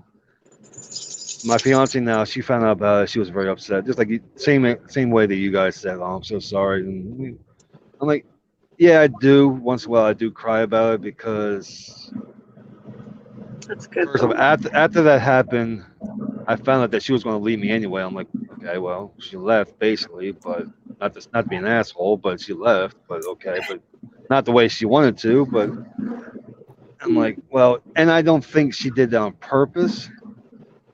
I think it was just a mixture of the two medications. One made her loopy, so she forgot that she had so many. Because when I showed the officer where the medication was, and he said, "Well, you're supposed to have 64, and there's what do you say, like 38 there." So there was. I'm like, well, she got it like 2 weeks, like 3 days ago. She goes, "That's about 16 pills a day." I said, Wow. she used to take Oh, she used to take 4. So what I think is she took 4 during the day, 4 during the night because she had a high tolerance because she was an ex-drug user. And then I think the last time she took more, and I'm like, wait a minute, that's enough to kill a horse and an elephant put together, because there are 500 milligrams apiece. Wow. Wow. Yeah. Sorry about that. I mean, you live and you learn. I mean, I've had my aunt pass away since. That was 10 years ago. I was driving. I was with my ex-wife. Well, yeah, hallelujah. Sorry, I don't mean to say that, but hallelujah. I lived there for 6 months. Her son got drunk and high, beat the hell out of me. I let him because he was younger. I'm not going to go to jail over that kid. So I was like, I'd rather take the beating. Then I left and never went back. I was like, nah, hell with it. I can't deal with it. Yeah. I've had, let's see, my aunt passed away of brain tumor. She actually had a heart attack, but she had a brain tumor. She was my mother's sister. They're very close, and that upset my mother a lot. So I had to help her out through that.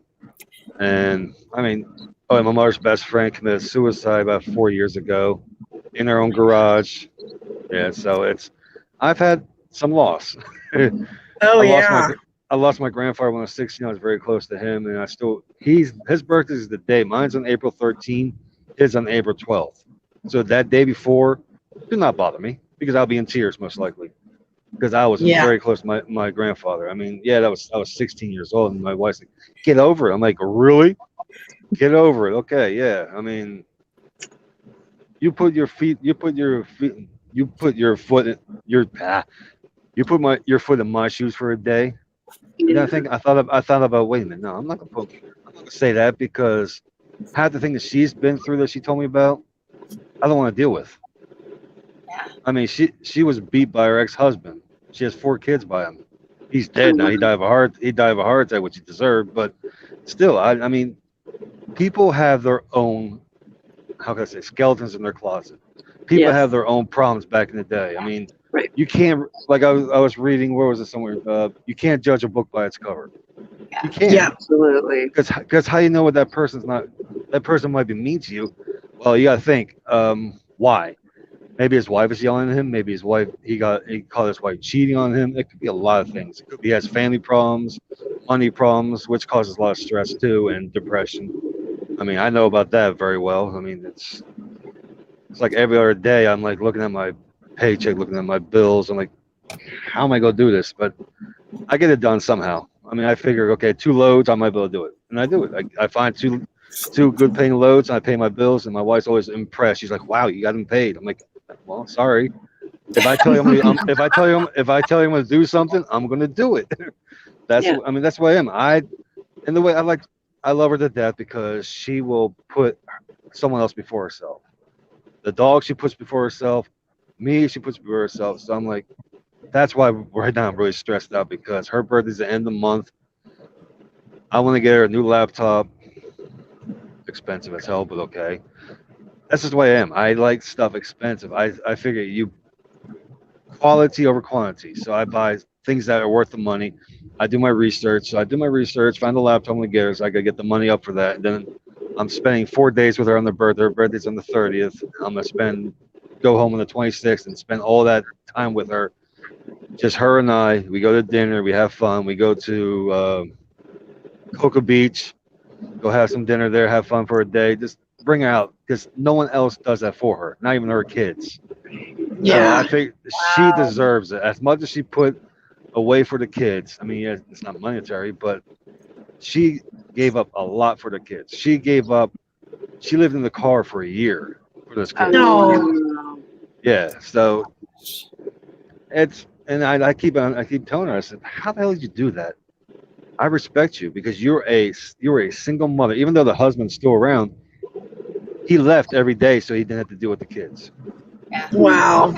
That's a shame. Yeah, it is. It's real hard on her. I mean, to this day, she keeps talking about it. I'm like, okay, I understand. She's talking about it because it's in her mind. Let her talk about it. Let her vent.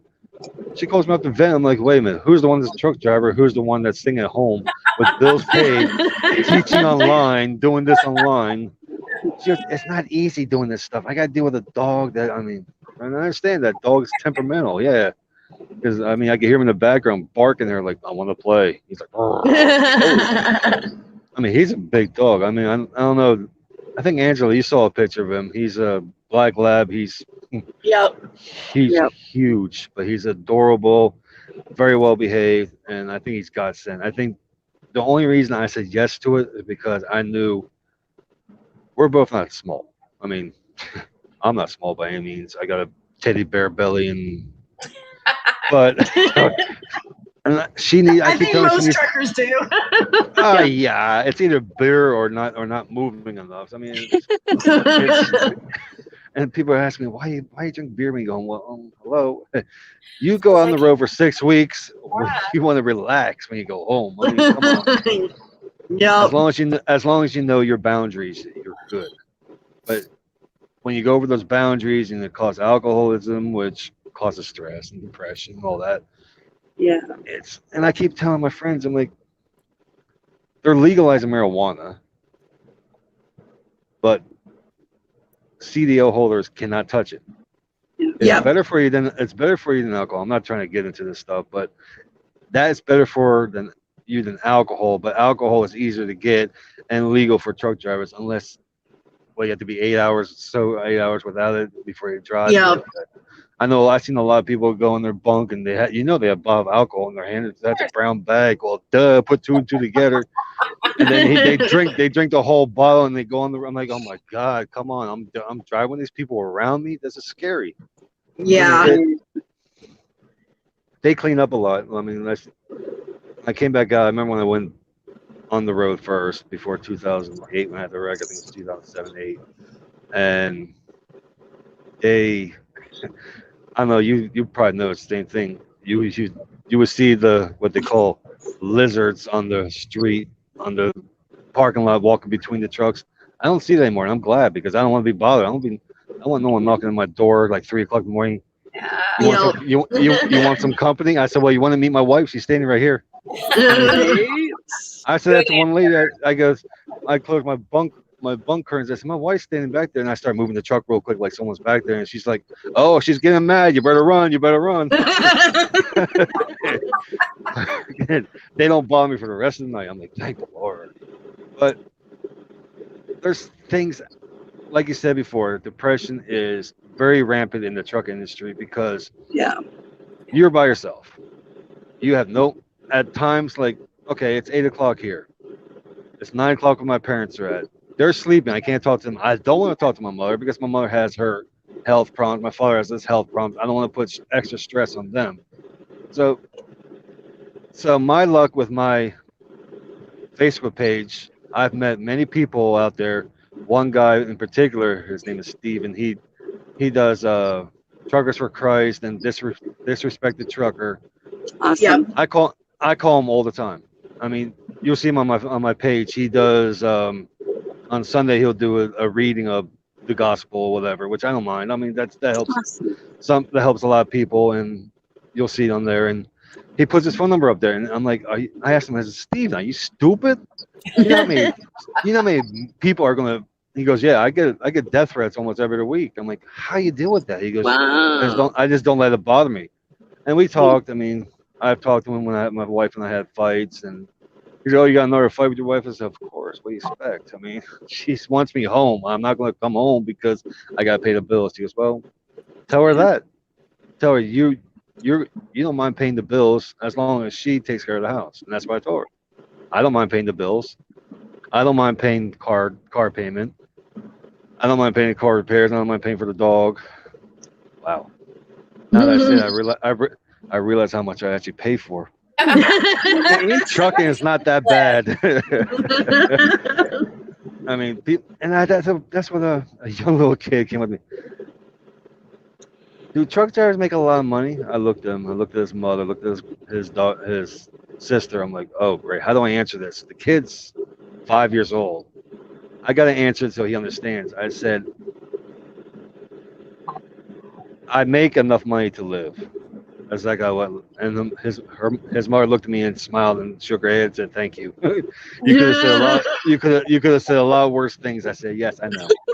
Yes. I gotta keep it respectful. Right. I mean, I curse like a sailor. My wife cursed like a sailor. So if you're in this truck with us, my God, you hear the F-bomb everywhere. It's like, oh my. I think that's and then a truckers thing, right? I think so too. About the same way. I think so too. I think you're right. I think it's a truckers thing because it's just people get in front of you like this one guy earlier today. I was like, my horn's right here. I put it up because it would be in the way of the camera, but I'm like, you. And then for like 30 minutes later, I'm still like, and also he hits the brakes. He hits the brakes more. I'm like, come on. I'm like, Robert, what am I gonna do if he actually comes on? I can't fight. I'm a peaceful person. I do have a hammer, but that's gonna put me in jail. Okay. So I just slowed down, let him go. I'm like, okay, bye. Have a nice life. I mean, that's another thing that causes stress, but it's just how you make what you make of it, how you deal with it. Yeah. I mean, I have best way of me dealing with my stress, like you asked before, is well, you didn't ask here, but you asked on message. I listen to music. I have a headset, I have a dual headset, and I'm listening to my EDM music. I mean, all this doom, doom, doom. I mean, it's like I'm just driving on. Yeah, people are looking at me like I'm crazy. Like, hey, yeah, how you doing? I'm like, yeah, this is cool. Love it. And then my friends like, why don't you put subwoofers in your truck? I said, oh yeah, that's gonna do well. I asked my company, I said, can I put subwoofers in my truck? They're like, well, it's gonna do any damage to the truck? I said, well, I might blow out a windshield or two, but that's it. He's like, no. He's like, no, don't do it. Darn it. Right? And then my wife comes up, oh, you're childish. I'm like, really? I know someone that's 75 years old who drives an Escalade with the biggest system you can know about. I mean, you can hear him from half a mile away. Boom, boom. I'm like, what the hell? You imagine this little young woman or young kid coming out. No, it's a 80-year-old man coming out in the cane, and he's wearing hearing aids. I'm like, hello. But you see things. That's how I. If I have a stressful situation where I'm depressed, I wake up. I'm like, I don't want to do this anymore. This is BS. I'm like, I look up. I'm like, okay, what do I do with God? What's my plan? What's your plan for me?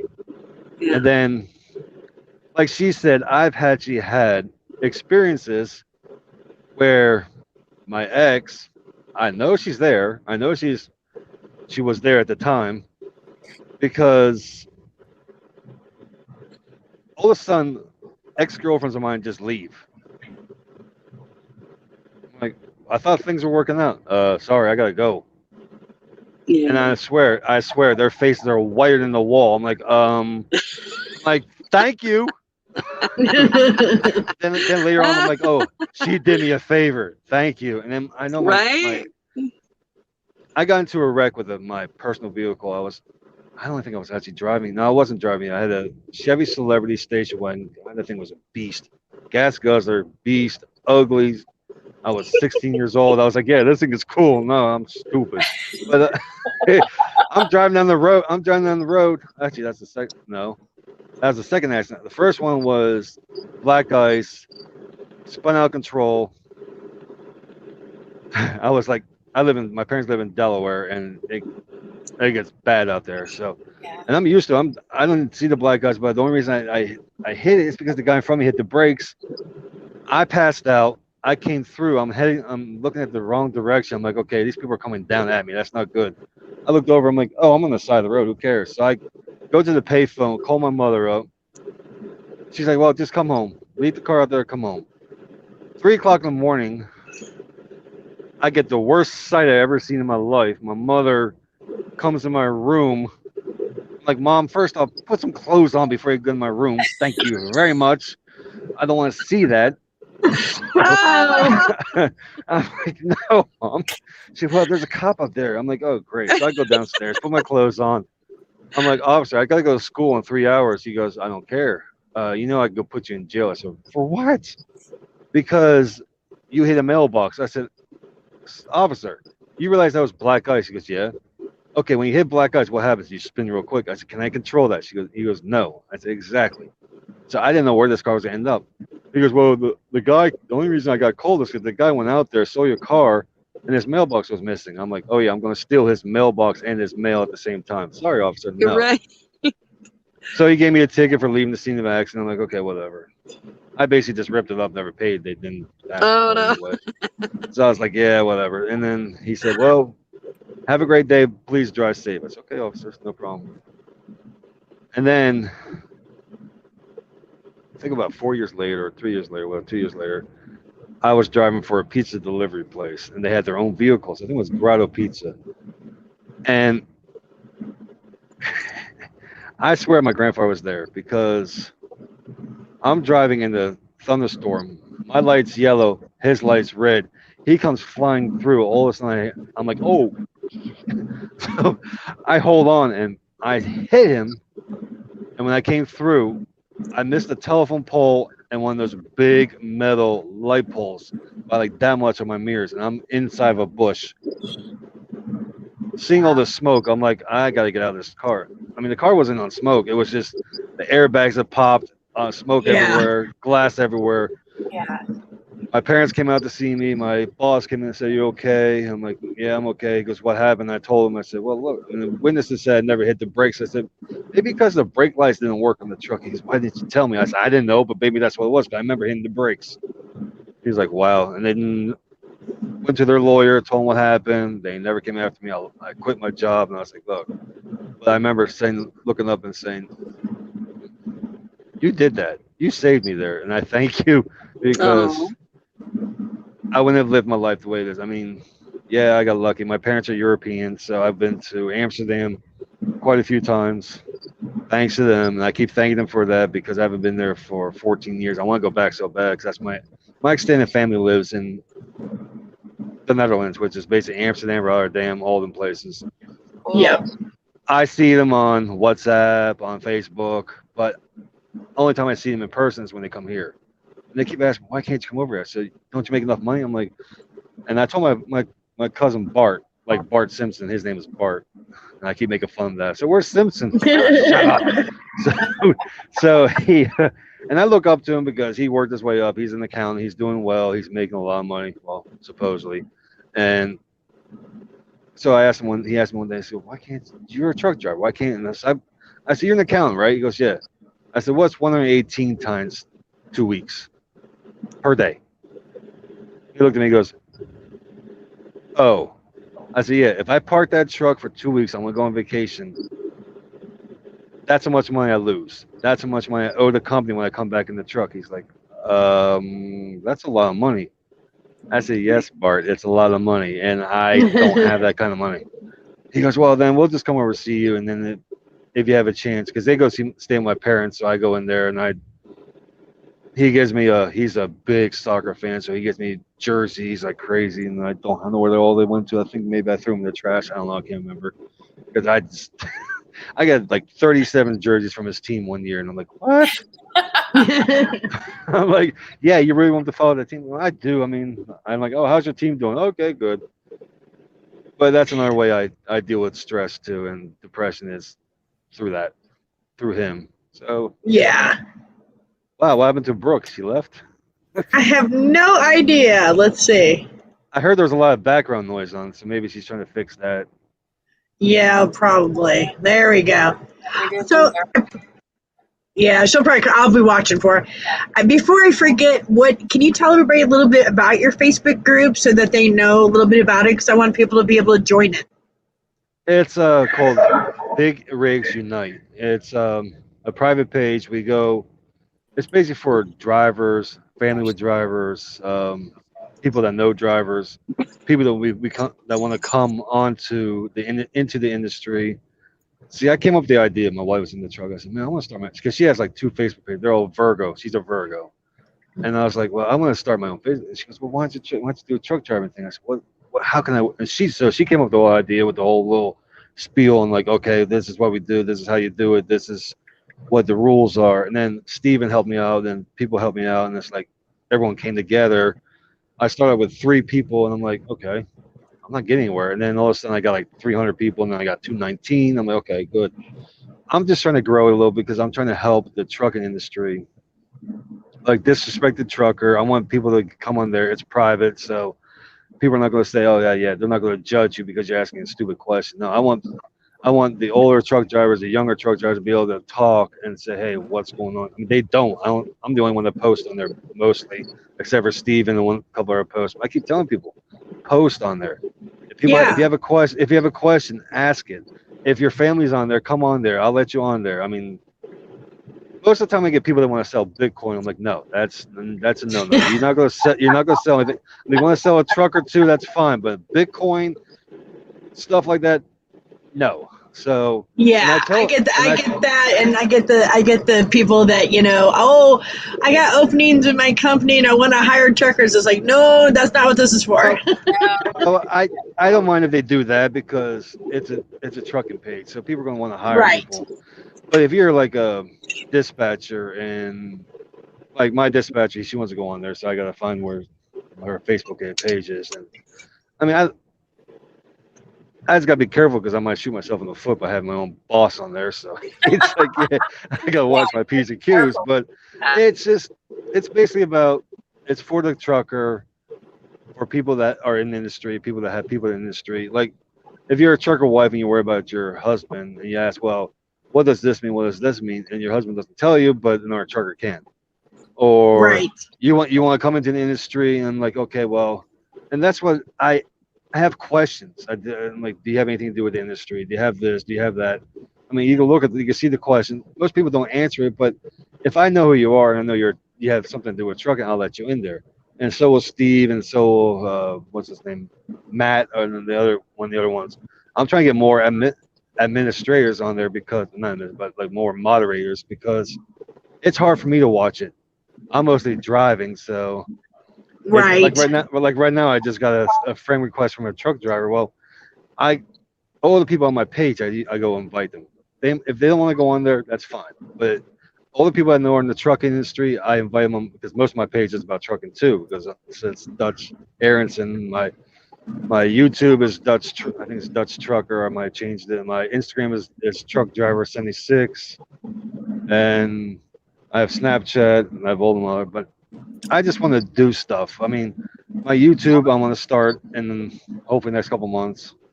And I'm gonna put like a GoPro here, and a GoPro in the back. And I want people to see how I back up, what it looks like from the mirror aspect, what it looks from the front.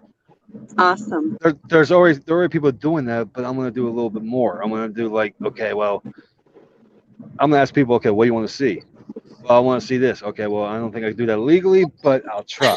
I mean, it's just, Right? and I want to be able to show people how to do pre-trips. I want to show people. I mean, because my cousin, I mean, he knows truck drivers in Europe, but he knows me, and he wants to see the difference between the two. I've had people say, "What's the difference between this and this and this and this?" And I tell them, well, so I'm thinking to myself, okay, that's a good idea.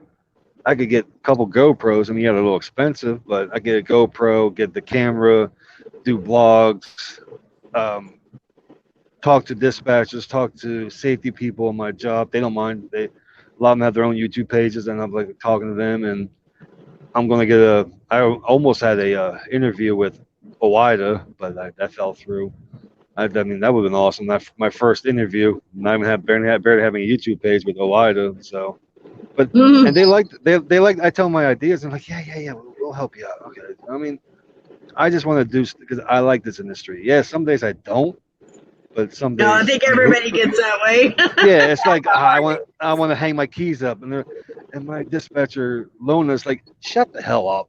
You don't want to hang your keys up. You're just mad. Just take a couple deep breaths, chew on some bubble gum, go home, drink a couple beers, come back out, you'll be fine. Okay, yeah. And she understands it's stressful, and I mean, I want to be able to talk to brokers, and there's one guy that I know is a dispatcher. He used to be a broker for one of the brokers I talked to. So it's just I want to connect everybody in one way. I want to make this all like, doesn't make sense, kind of, but like a family. I want people to be. Absolutely. I want the trucking industry to be the way it used to be. You see someone on the side of the road, that's not going to happen. But you see someone on the side of the road, with a flat tire, you go over and help them out. Yeah, absolutely. I love that. Or your CB, you see someone on the side, hey, driver, need help. But nowadays, no one uses a CB except for green smoke, red smoke, blue smoke, Memphis, Tennessee, right. of course. And then, or people, you want company? No. Or you have somebody that has a big radio at home. This sucks. And they're ranting around. I'm like, hello, do you realize it's not only for truckers, because I know there's ham radio. Technically, these are all ham radios, these not CBs. But, I mean, my wife said, why the hell did you spend so much money in the CB? I'm like, well, let's see. I don't go nothing but big. I go the best. So I got the best one for the money. And then she finally was sitting here one day and had it on. And she's like, where's that accident at? I'm like, it's right up the road. What lane do we have to be in? The left lane. So I asked the driver, hey, what lane did you say? Left lane. How far up? Oh, 3 miles, but I would get off. I said, why? Because there's 2 casualties. Okay. So I got off the next exit. That's the good thing about having a CB. I told a lot of young guys, I said, why don't you have a CB? Well, it's a waste of money. No, it's not. First off, it comes off your taxes. Second off, that thing can save your life.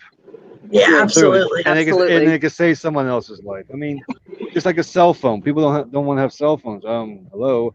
I almost had a satellite phone because you can never lose range, but I think it's $7,000 for the phone and like $20 a minute. I'm like, no, I'm not spending more than I don't have that kind of money. Come on. But I got a cell phone. I got 2. Actually, used to have 2, but I got rid of the one because my wife was saying, why you have 2? I have 2. Well, let's see. If one doesn't have range, the other one will. So if I need to get hold of somebody, I can always get hold of somebody because the other one. But she's like, don't worry about it. We'll get rid of the one. So I did. Yeah. And she's Well, always. Go ahead. I'm sorry. Go ahead. No, I'm just saying she always says I was a dirty bum. I'm like, yeah. I mean, after she was in the truck, she made sure I could lick off the floor. I can't do that. I'm not going to do that. But I mean, it's clean. It's cleaner than it's been. I mean, I've cleaned it because I knew I was going to be on your your show. I was like, yeah, let me clean up a little bit. Move that so you can't see above here, but there used to be a lot of dirt There's up here. I'm point, like, yeah, right? yeah. And I'm wearing my. You're the first one to see me with this hat on, which is my company. So I just bought the hat. I'm like, Good job. Good job. Yep. and I like she said, I enjoy listening to you ladies. I mean, yeah, I feel out of place. I mean, 3 ladies, 1 man. I mean, okay. But, That's every guy's dream. oh yeah, That's right. oh yeah, it's called a sandwich. Sorry to say it that way, but yeah. But I mean, that one time I was on there, we're all joking around. I mean, that, like she said, that helps out. I mean, you guys Yeah. do a favor to the industry and everyone else. And Angela, with your safety page, which, hey, I mean, if you guys have any pages you want me to join up and want me to give you my opinion, a Mill's opinion on certain things, I'll do it. I'm Right. bashful. I might turn red in the face, but then I'll just look away. I mean, but I mean, and that's what my wife says. I'm a good person. I'm good-hearted. I look out for other people more than myself. But she says I don't look out enough for her. I'm like, well, you're not everybody else. You're my wife. I mean, Yeah, it's different. but I do Right? take care of you. I do take care of her family. I mean, her grandkids are like my grandkids, and I don't call her my daughter, my stepdaughter, whatever. But she has the 2 youngest grandkids. His name is Kai. He's 11 months old yesterday. No, it's actually 11 months. He's going to be a year old on the 30th of this month, so he's 11 months old, yeah. And Elijah is going to be 3 in about a week. I was scared to hold Kai. I was scared to hold Kai because he's younger, and he starts yelling, and I'm like, yelling kid, you take care of him, please. But I held him the last time, and I think he kind of tell I was leaving. He put his head on my shoulder, and I started crying. I'm like, oh my god! And I looked at Rebecca, her daughter. I'm like, Rebecca, now I know why you wanted to have kids. She goes, why didn't you have kids? I said, first off, don't take this the wrong way, but I haven't had I have not had any kids come out of the woodwork yet, but you never know. Not with the truck industry, you never know. Never say never. Never say never. But Well, Dutch, I like that. We want to Go say ahead. thank you for joining us. Thank you for Of course. being here to tell your story.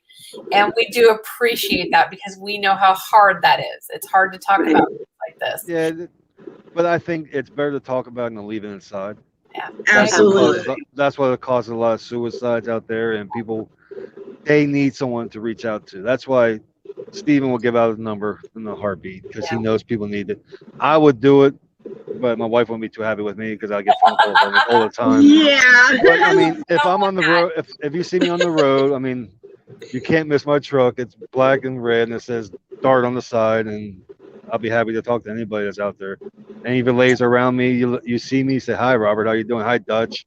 I'll be happy to talk. Dutch. We can have lunch. We can have lunch. We can have dinner. I mean, it's just I like networking. That's Me what too. it's about. We Networking. do too. Yep. Well, thank you so much for being on here, Dutch, and I will get in touch with you probably tomorrow and just touch base with you. Please don't forget to visit his Facebook group. I've been posting it all night, but it's Big Rigs Unite. Stop by and say hi to Dutch and join his group and give another trucker some support. We appreciate it. Yes, we do. All right, thank you so much, Thank Dutch. I you so appreciate much. Thank it. you. Have a good night. evening. Bye. You too. Bye-bye. All right, ladies, I don't know about you, but the show went way longer than I expected. I gotta go to the bathroom. Johnny got kicked out of the restaurant and he's been knocking on the door, so I gotta let him in. Well, you might let him in, huh? Right? All right. Well, Yes. next week we're on Sunday. Sunday night, 7 And p.m. 7 p.m. and it will be catching up with the divas. It'll probably be a shorter show, everyone, but Yeah. we will catch Yeah. up. Everybody's got something going on next week, so wish us all well. And Yeah. thank you so much for joining us. Thank you so much for the support that you've given us. You know, and I just want to say that we did go longer on this show, but it's such an important topic. We will definitely revisit this topic again in future shows. But thank you so much, guys, for hanging on with us for the 2 hours. Yep. Thank you. Yes, we appreciate it. Thanks, everybody. Take care. Have a wonderful night, guys.